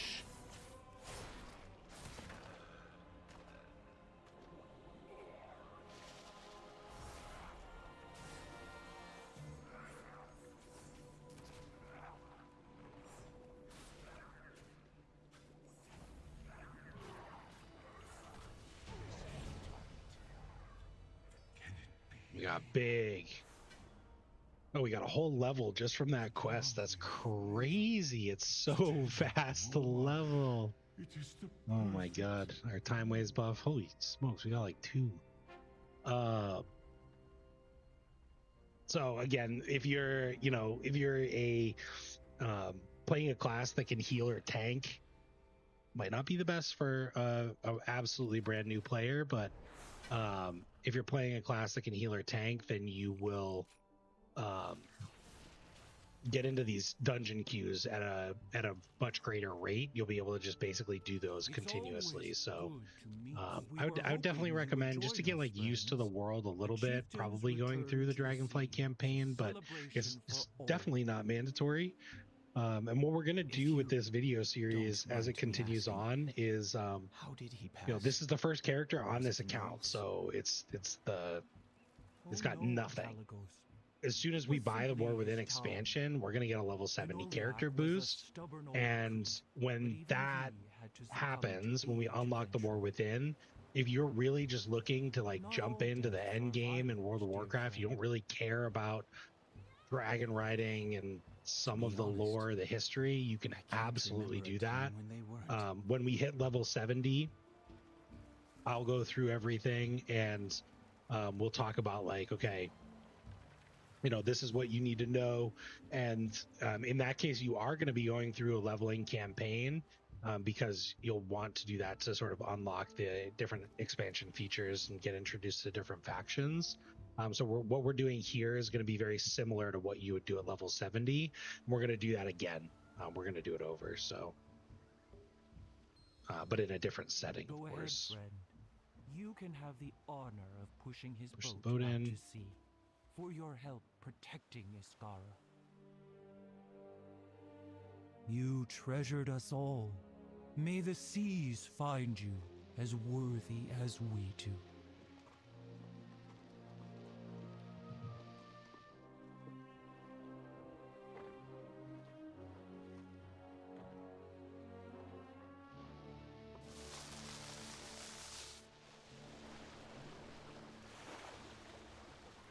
Look!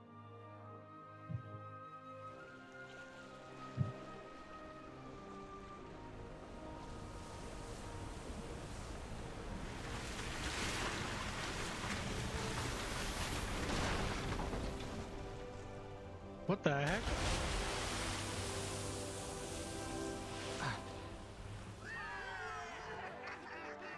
Gnarl himself has chosen Penolia. What a life! Forgive me. I don't understand. How can you find such joy in the passing of family? It is not that we are not sad for his passing, Kalak, but in celebrating his life, he shall remain with us forever. What better way to strengthen the bonds of the family that remains than celebrating all who came before?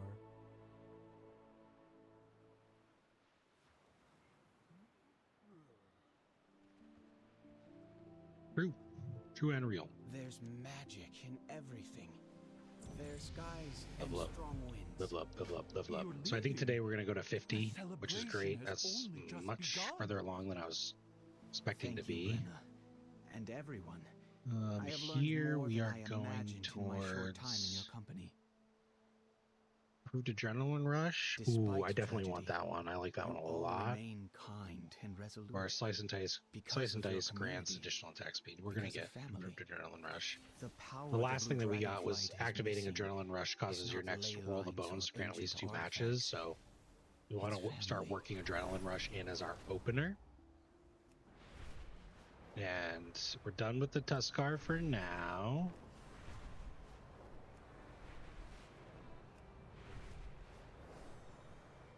So we're gonna fly back. And how am I gaining altitude? I'm just pointing up and I am pressing the space bar where you could press skyward ascent. And I'm sure you noticed it but I just noticed it. We've unlocked more of our dragon riding talents. Away fatigue. They just seem to be applied naturally as we level up. So we got 2 additional points of vigor to work with. And we're going back to continue working with Calicos. I've repaired several ley lines, and our friend here helped repair a major one. Has the Oathstone been This unlocks repowered? Whirling Surge Some power and has my favorite returned to Drake. it, but Super I fear excited. Something still is preventing its true power from emerging. Perhaps it has enough power. I hope that worked. I need my flight. We will see in due time.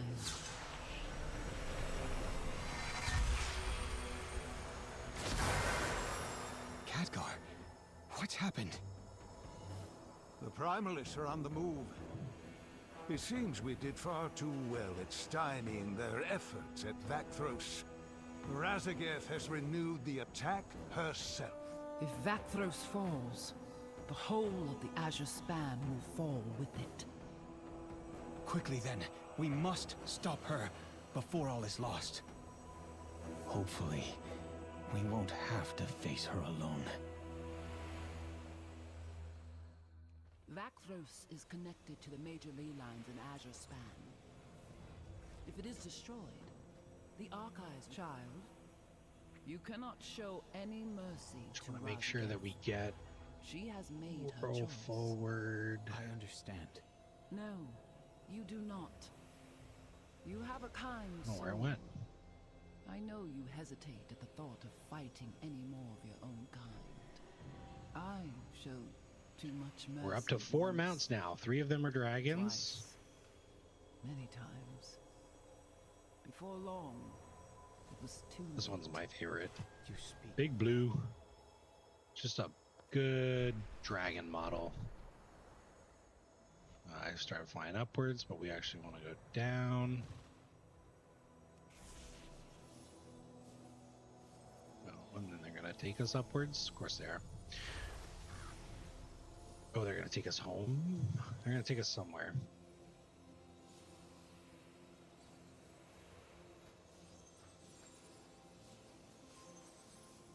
Surge forward, skyward descent. Whirling surge. There it is. Just gonna put it down there for now. Ronin shield reached. Oh, they're just popping us up here so we can go all the way over across. I understand. Up this cliff. And Whirling Surge, we're just going to pop in there on F. So it's basically another dragon riding or sky riding ability. With Skyward Descent, it brings us upward. If we point it up, we go further up. Surge forward, we go forward. And then Whirling Surge, 30-second cooldown. Costs 3 vigor, but it kind of pushes you a little bit further. Honestly, like, not sure if it's better than just hitting Surge forward 3 times or just flying upward and then dropping at a faster rate. I tend to do that more than anything else. But you're obviously free to fly however you like. I'm gonna jump back in the Timewalking queue because that was just such an effective leveling experience for us. Speak, friend. Strength. May your blades never dull. And the Primalists are interfering with the blue dragons again, so we're gonna head on over to see what they're up to, and that's gonna close out this portion of the campaign chapter. Also got another rare mob, so we're gonna go hack this guy.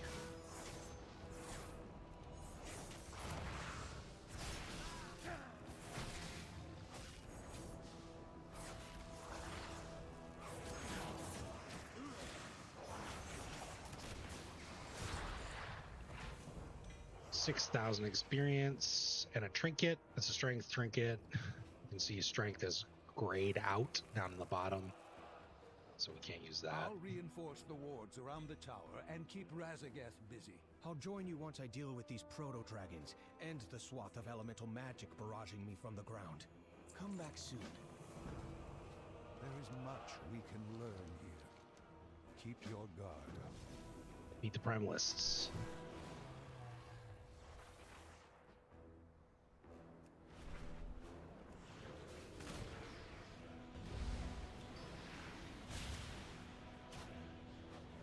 Lava orbs destroyed. 15 Primalist forces slain.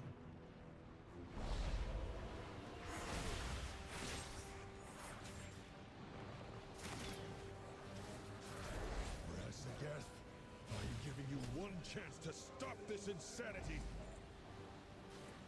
Your flight lies in ruins.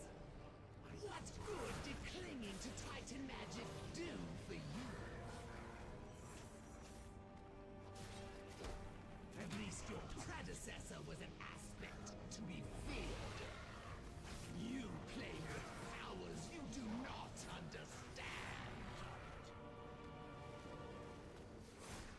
I am no stranger to putting down maddened dragons, Razageth. You will be nothing more than a footnote in our history.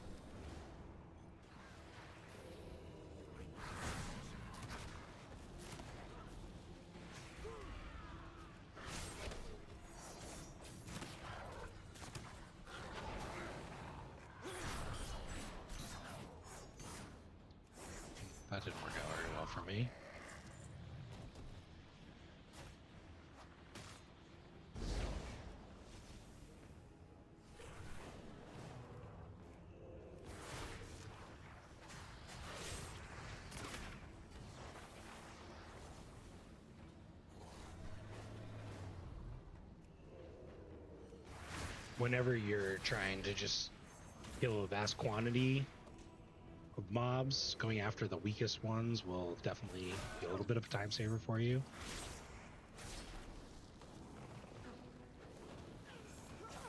You just kill more faster. You can see these guys are taking a little bit longer.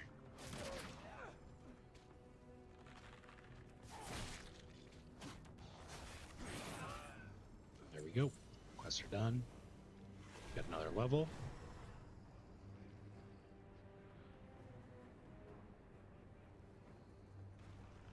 Observe and reflect. Come back in one piece. It's good to see you again. Fly true. Their assaults are overwhelming. I cannot maintain the mirror images any longer. Kalecgos!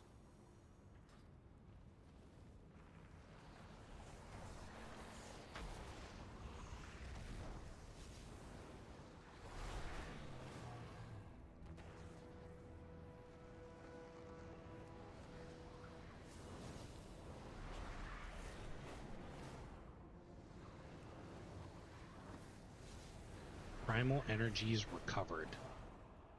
That's our other quest here. Drain the energy from defeated primalists within 6 yards of you. Okay, I see some primalists here. Looks like they seem to be casters, which is a little unfortunate, so we're just going to Cloak of Shadows. We're going to kick to bring this guy in.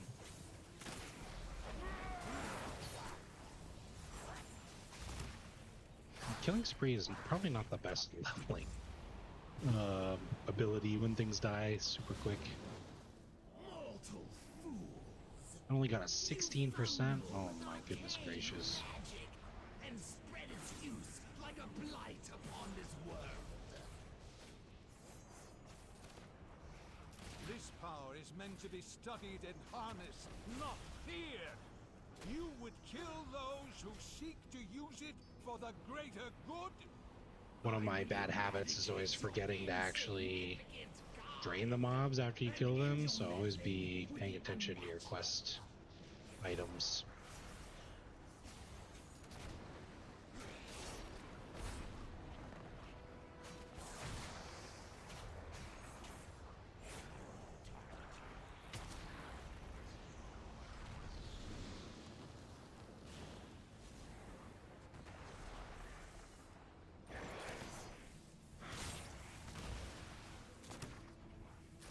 Get ambitious here.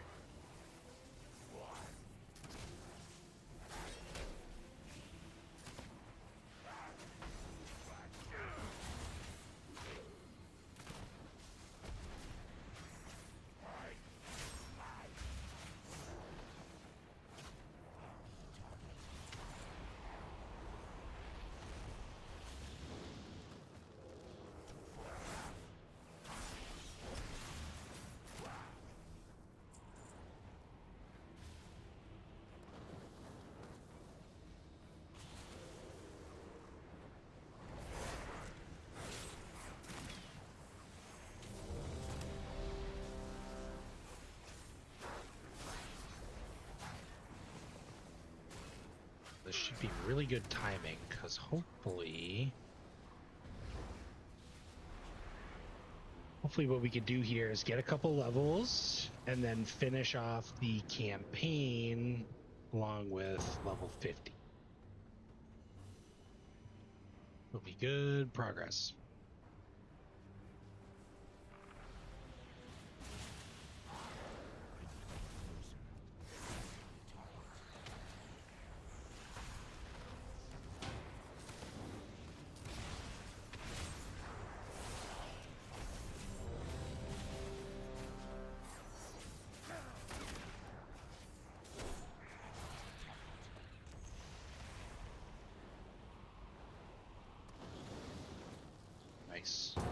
Nice. Oh, cool. This is a dungeon that we haven't done yet. This is Scholomance. This is actually a dungeon from Classic WoW that got a facelift in Mists of Pandaria. So I don't actually know if there's any quests inside. We'll keep an eye out for them.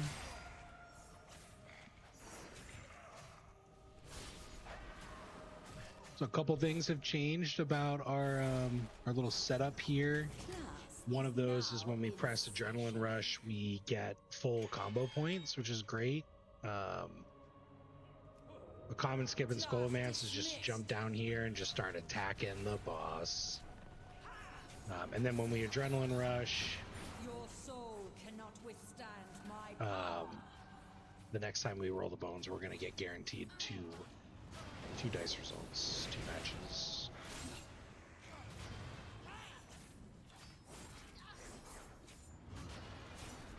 This might be a little more challenging to do. You can see this ice wall is getting a little bit close. You want to kill the boss to send the Lich back into their phylactery. And then we want to kill the phylactery as quick as we can. Definitely much easier to do when you're max level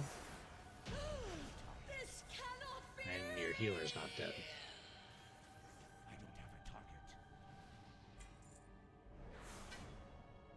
Very different look and feel than the Mist of Pandaria dungeons previously, which is great in my opinion. A lot of like undead.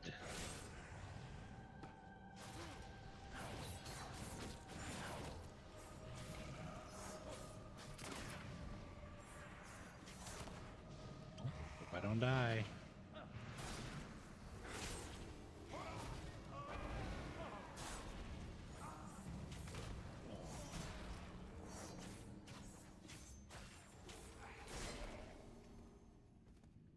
Now everything's starting to come together. Things are feeling a little bit more fluid. Oh, it takes some real stones to challenge the mistress of illusion. Well, show me what you've got.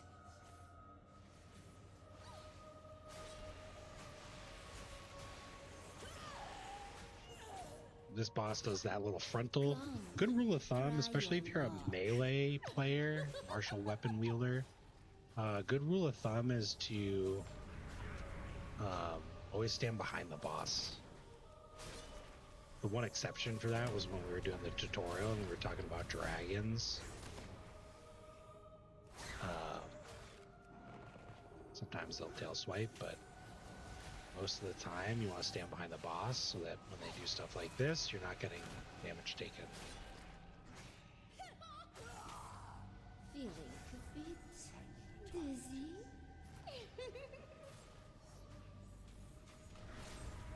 I don't know if there's a way to tell which the right one is, but it's not apparent to me. This one does seem to be taking forever to kill.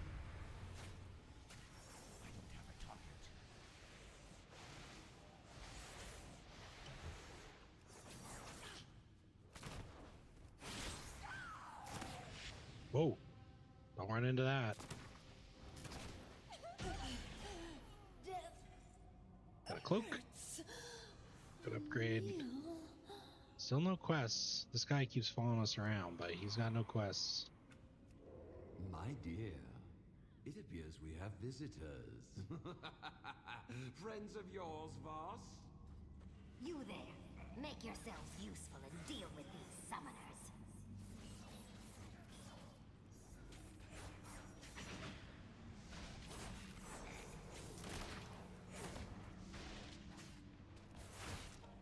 You have to kill all the summoners in this room before you can summon the next boss. And unfortunately, they like to cast, and they're just like standing in one spot. So I should be attacking with a group instead of just attacking my own one, but The weaving of flesh and bone and soul. We'll see if you revel so much in death once I've ripped out your throat. You too are beautiful. they're not kickable. Have you looked in a mirror recently? They're not stunnable. Pay for your tongue.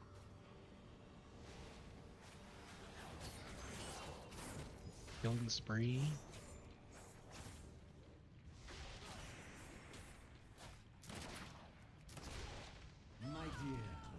should embrace this gift that has been bestowed. Usually you kill this much faster, and the boss much faster, but because this group is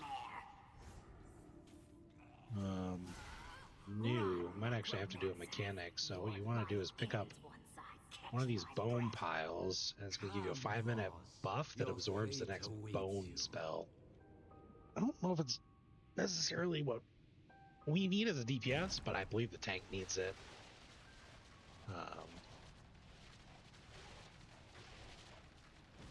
This the next guy casts bone spells because he's made of bones.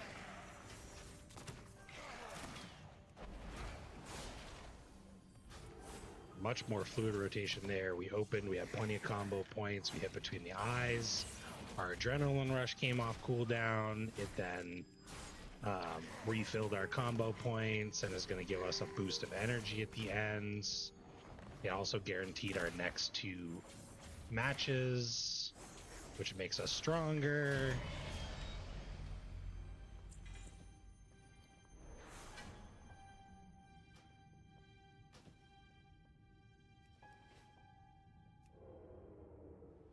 Level 47. Slice and dice makes us attack faster. Now, talents that do impact abilities, even if you don't use them, will still have that impact. So like slice and dice, we generate 3 seconds of it naturally per combo point, and even though this talent, even though we're not actively casting it, we're still going to get the benefit of slice and dice granting additional attack speed equal to 100% of your haste. Kind of a roundabout way of putting that, but you don't necessarily have to hard cast the ability for it to have a positive impact or be influenced by or impacted by other talent points. And also sometimes you do. It's kind of a weird loose rule. I command the undead. I won't let you. My guy looked cool when he left Exile's Reach. Now he looks kind of like a nerd. We're definitely going to have to collect some transmogs soon. I'll show you some pretty cool, quick ways to get some Mog, get some full sets. I can feel her will breaking. Because it's damage increase when you look sick. Now, Lillian, it is time for your transformation.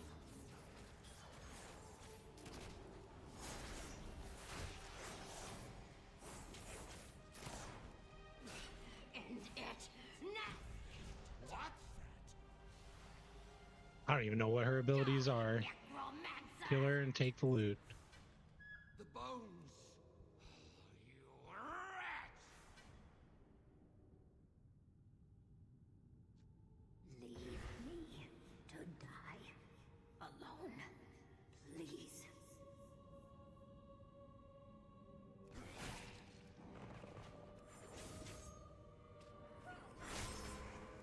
Oh.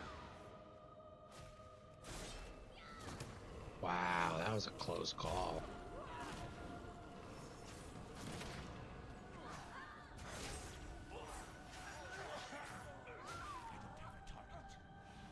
I did see when we leveled up most recently, it wasn't outlined in our abilities, but it did say that Cloak of Shadows upgraded, so I don't know if it was a improvement. Anyways, last boss. We'll be done here. We'll get our bonus XP. We'll finish up the campaign.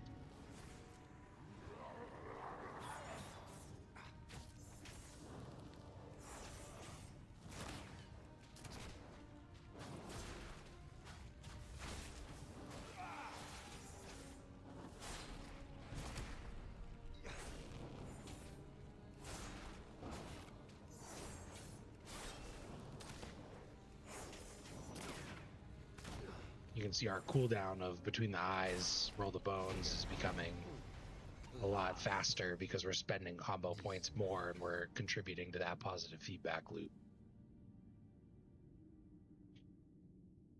So we got one more level.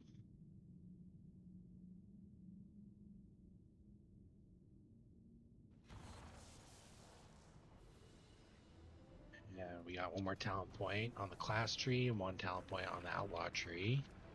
Just gonna stealth to make sure I'm hidden. So we want to go back and start getting some of these. So the last one for us to get into our gateway is just rush setup, reducing the cost. You can see, okay, now we'll have access to the final area here. We're going to have a fair few combo points to work with, or talent points to work with. So, and then on the class tree side, we got the Swift Slasher talent. So now we are going to, we picked up loaded dice, we picked up improved adrenaline rush. What are we missing? We seem to be missing one. This Thief's versatility, flat 3% verse increase. That's going to unlock our last gateway here. So we're getting into sort of the capstone area. This is where, for a lot of classes, you're going to start finding some of your most powerful abilities. On the class tree side of things, not necessarily a ton of power associated with them, but sometimes there is. Mostly utility defense. Knowledge is power. Like, for example, in the class tree, we're actually going to get access to another combo point, which is crazy. As long as that stands, we have a chance to stop Oh, hey, what's going on, guy? I think I need to equip a disguise. So I just vanished there because what I started was the wrong thing. Read your quests. Equip the disguise. Looks like I'm still in combat with it, but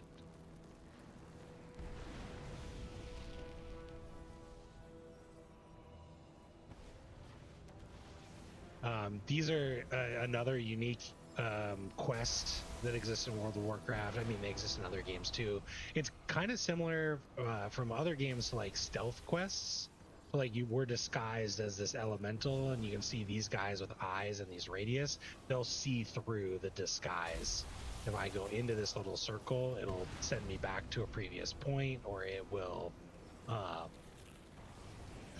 kill me, possibly. Let's find out. Yeah, so it just breaks my disguise. Now all of a sudden I'm stuck attacking this elite, and this elite comes over, and now I'm gonna probably die if I can't escape.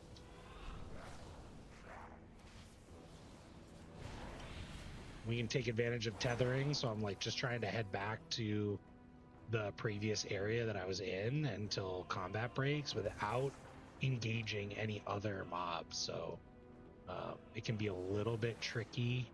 I feel like we're far enough away. Yeah, there he goes. That's going to allow us to mount up. Now, you know, if I hadn't used Vanish because I screwed up in the beginning, I could have just used Vanish and saved a lot of time there. That's why Rogue can be good. Calicos in a cave. Over here, I found an area to take cover for a moment. Get that bonus XP, get level 50. He wants us to defeat Korthrox the Destroyer. Together, we're gonna do that. Got a new talent point at 50 for the class tree side of things. Want to head towards Subterfuge. Abilities requiring stealth can be used for 3 seconds after stealth breaks. Combat benefits requiring stealth persist for an additional 3 seconds after stealth breaks.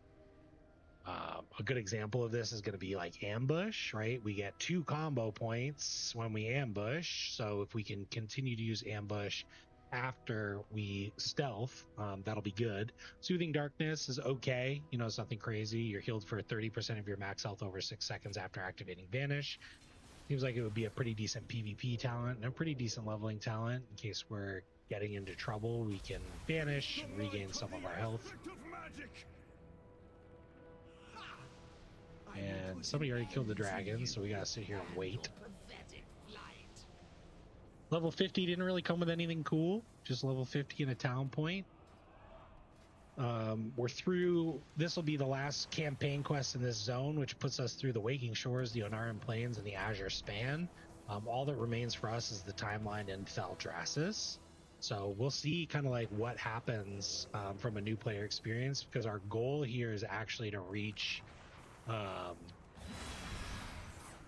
to reach level 70. Just checking to see if it gave me a quest item or not. I'm assuming Calicos is gonna give me a hand here. Do something. Oh boy. That's an AoE.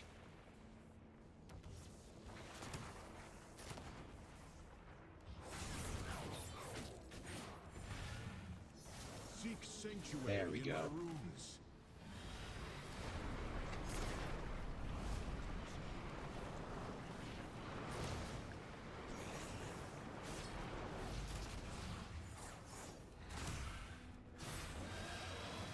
All right.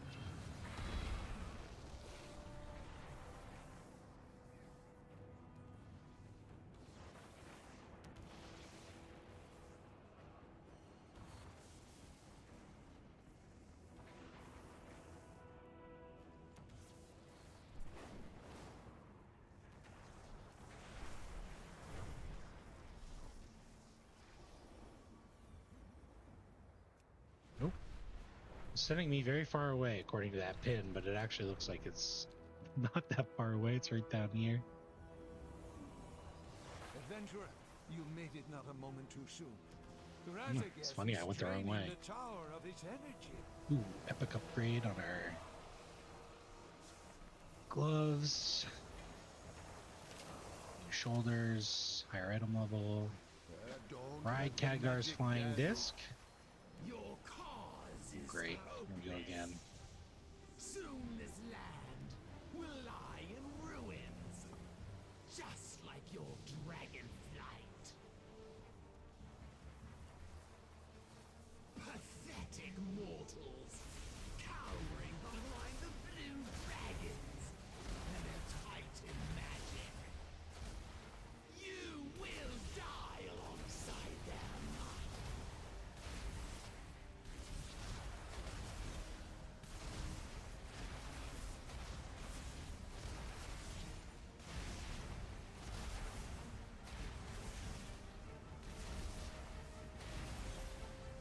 Kill 150. Oh my god. Oh, what does that do? Always look at your abilities. Just push the R key and it procced an ultimate here. Yeah, that was pretty decent. Push that R key as soon as you can. If you're walking through the Dragonflight campaign, we would have been here for a while. There, below.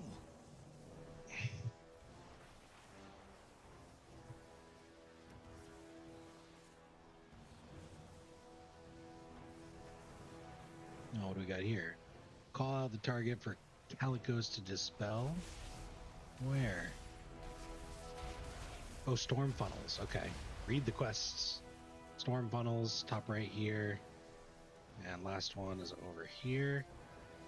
Good to go. Minions of the storm, hear my calls. Oh boy.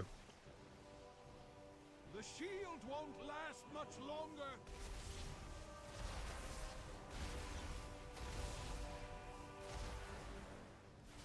Press the R key again. We'll see if stuff starts dying. Oh yeah. I don't see any other storm funnels, so. I may not be able to destroy this tower, but I will have my prize.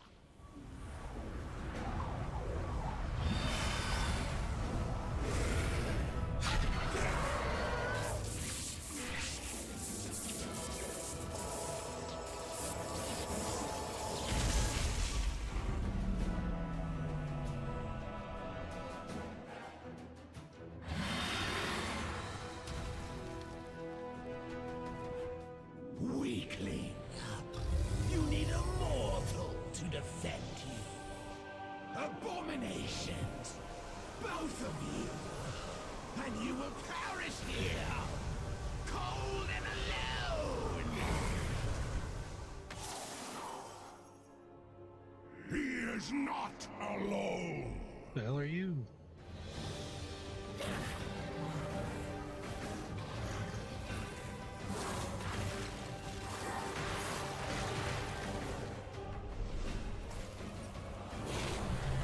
That's my mount.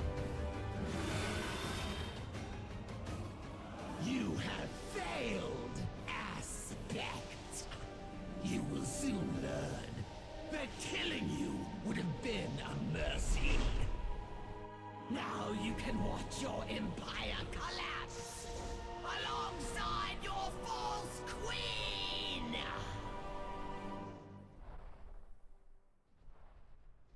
And she's been in many cutscenes so far, but you probably put together that Razageth is one of the main initial villains in the Dragonflight story arc. She's the main boss in the first raid, the expansion. Sindragosa is awaiting our return, and we should be able to reclaim the Oathstone. Back to the Azure Archives, so we're flying up. And then we'll just coast down. I'm not sure entirely how far this will go as like a leveling experience. I know that the reason that they said they wanted Dragonflight to be the expansion, or they start you off in the previous expansion, is so that you have an understanding of the story. Well, the main characters of the main villains and the main characters of the latest expansion are actually the ones that you meet at the end of this expansion. So leveling is just part of it, right? And that's where all the cinematics are and additional quests. So this campaign actually might just continue on through all the relevant campaign like quests and cutscenes, and just keep showing you this. So if you're a fan of story and you like story mode in video games, this might be a great way for you to level. I would still recommend where is he? There he is. I would still recommend trying to get the turbulent timeways buff if it's still active and you're watching this video a month from now or a year from now, and child of my flight. you can still access the XP buffs. We've been scattered for far too long, isolated.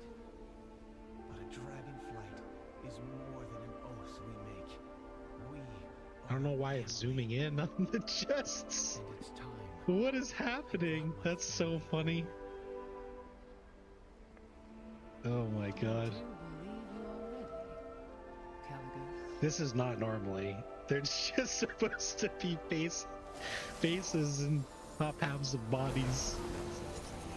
That's too hilarious.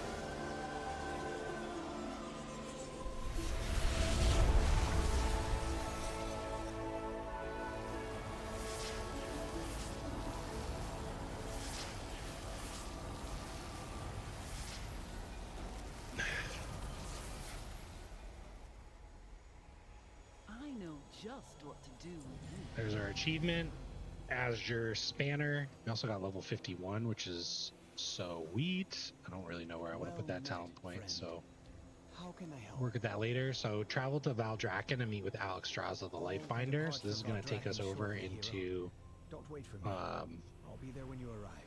Into our final story zone of Dragonflight, and it's also going to unlock, traditionally what they'll do is every expansion will come with like a major hub or a city, and sometimes you'll unlock it in the beginning, like any expansion that has to do with Dalran, but in Dragonflight we unlock it at the end. So we're actually, Valdrakken is the capital of the Dragon Isles. It's the seat of the aspects, the dragon aspects, and you'll see it coming over this hill in just a little bit.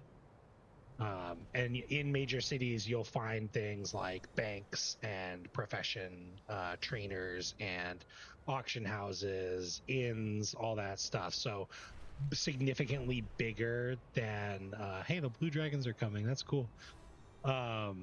Significantly bigger than the little outposts and camps that we've been in before.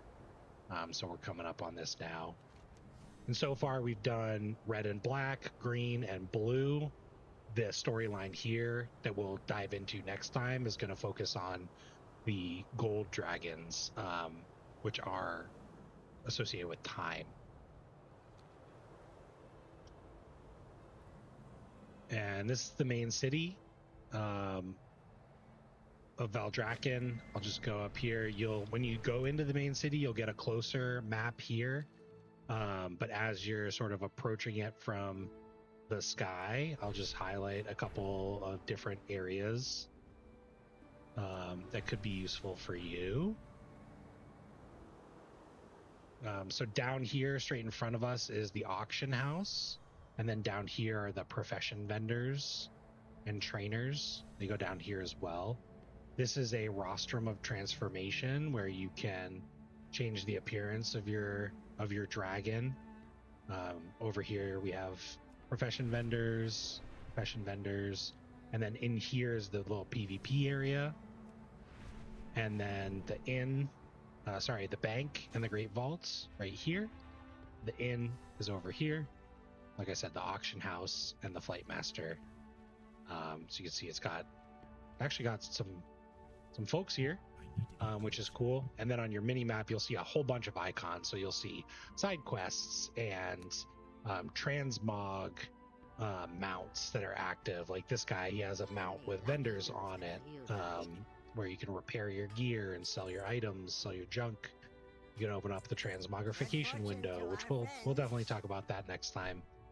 But one thing I'm going to do right now, it'll probably have me do this as like part of like reaching Valdrakken, but I'm just going to take care of it now, is just buying my Hearthstone. Best goods in the So I'm just going to make this in my home.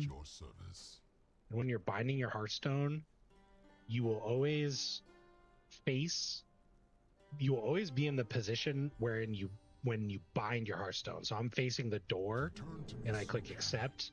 Every time I hearth, I'm going to be facing that same direction so I can run straight the heck out of the inn. I mean, you can see this is a major city, so we've got trade happening.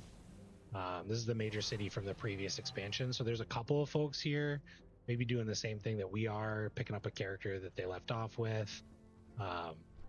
But major cities, we'll go to the next one in the War Within as soon as we open that up and unlock that as well.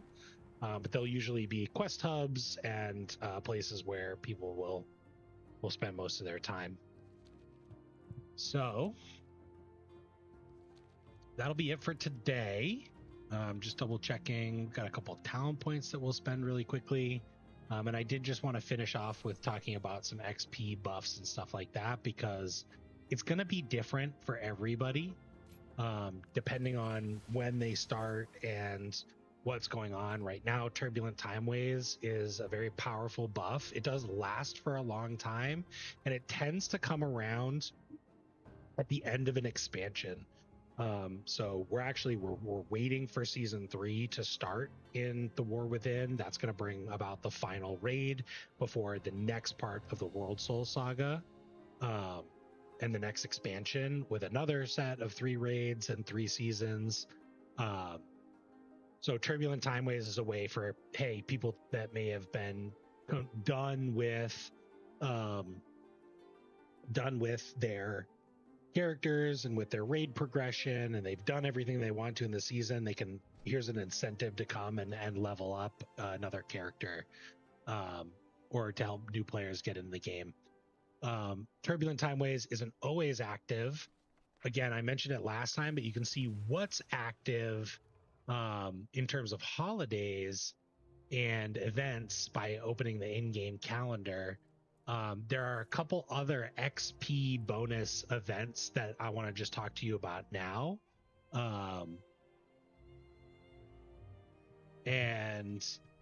Those are the Darkmoon Faire. So you can see here, Darkmoon Faire runs from Sunday to Sunday. So the Darkmoon Faire will be up on July 6th. And it happens I don't know if it's once a month. Yeah, it looks like it happens once a month. And that's 1 week where you can go to the Darkmoon Faire. It's outside of Thunderbluff and outside of Stormwind, but there are NPCs in the capital city that will have a little Darkmoon Faire icon on them that looks like this green and purple eye that will teleport you there. And if you go into the Darkmoon Faire and you ride on a ride, it will give you a stacking buff that will last for an hour and increase your XP by 10%. Again, if you're starting your character in July or August 2025, we're going to have turbulent timeways until the 5th of August. So the 30% buff is really good. And then in October, we have Hallow's End. Hallow's End goes on for like 2 weeks. It's a pretty big one. And you can interact with a Wicker Man bonfire to gain a 10-hour buff that will increase XP and reputation by 10%. There are also sometimes special potions from events like the Drought of the 10 Lands that will increase experience at certain levels. And then we'll talk about the Warbands a little bit next time, but for every character that you get to the level cap of the War Within, so level 80, will increase your other characters' reputation or XP gains by 25%, and that will stack with other buffs. And I think it's 5% per character. So if you level one character, it's a 5% increase buff for the next character. If you level another, it's 10%. If you level another, so it goes all the way up to 25%, which makes leveling characters just get faster and faster and faster. And then the other thing that's worth noting, probably not the best for a very new player, and I don't believe that it impacts your experience gained in dungeons, but it does in the open world and from quest turn-ins, is you can toggle on war mode.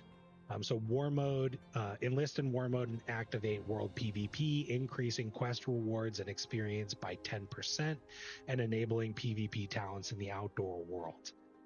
The downside to this is you're enabling world PvP. So what this would look like, this can be toggled on in any major city and toggled off at any time. When you toggle on war mode, you'll go into a different kind of like phase. You'll see these people would disappear. And when you go out into the world, not in a faction capital or a zone that's designated for peace, you will be able to be attacked and be able to attack players. So if PvP is your thing, turn on war mode, you'll get a bonus to doing all these campaigns, and our turbulent timeways would probably stack with that. So we'd actually be getting 40% increased XP from those quests. I'm a rogue, so we can vanish, we can stealth, we can get out of tricky situations. So we could definitely turn this on, but I really want this to be sort of the new player experience and reflect that as best we can. So we're going to keep that off. But if you're looking for buffs, that is another one that you can turn on to help make things go a little bit faster.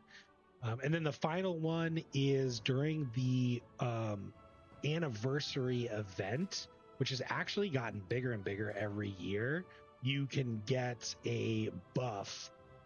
Typically, you'll get a passive 10% XP increase, but what'll happen is there'll be events and things that you can do while the 20th anniversary is happening, and you can increase that to another 10%. So it'll be 20%. Usually it'll be a buff that it reflects the year that the anniversary is. So last year was the 20th anniversary, so it was a 20% XP buff. This year it'll be the 21st anniversary, so it might be 21%. But that's a great thing to do. It's also fun. They have a little hub in Azeroth outside of the Caverns of Time, which are in Kalimdor, down in Teneris, right here.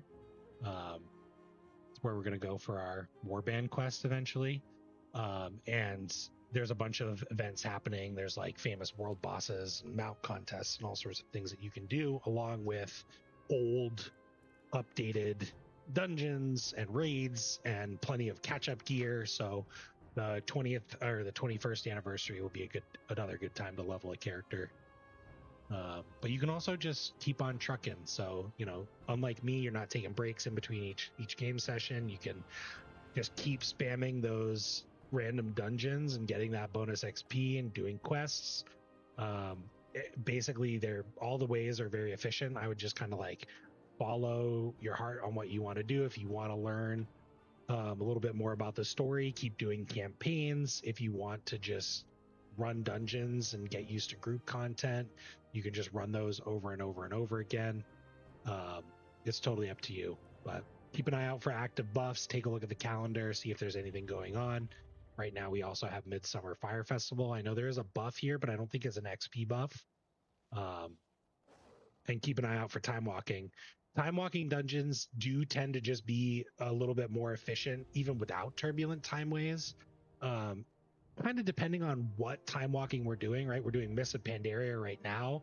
I don't know what they have for next week, but the different expansions have slower and faster dungeons, but either way, your bonus XP is going to be good. So even if you're not getting this 30% buff, doing those Timewalking dungeons can be a quick way to level characters. But thanks for watching. This is episode 4 of the new player guide to retail World of Warcraft, hosted by your pal Yogurt. I'm going to sign off for the day. Next time, we'll try to at least get to level 60. We will definitely get through the campaign in Daldrassus. It's a little bit shorter of a campaign, and we'll see kind of where it takes us next, because we'll be roughly around level 60 at that time. And we'll see if it continues along with the story and the campaign to sort of get you set up for the War Within. And then we'll also purchase the War Within expansion. We'll talk about the boost, and we'll get going into that. So thanks for watching. Like and subscribe if this has been helpful for you. And the knowledge will definitely be kicked up another notch as we sort of get into the most recent and current content in the game. And we'll start talking about endgame and get ready for our push for Ahead of the Curve achievement, which is a raid achievement, and start doing dungeons and leveling up our IO. So all that to come. Thanks for your support, and see you later.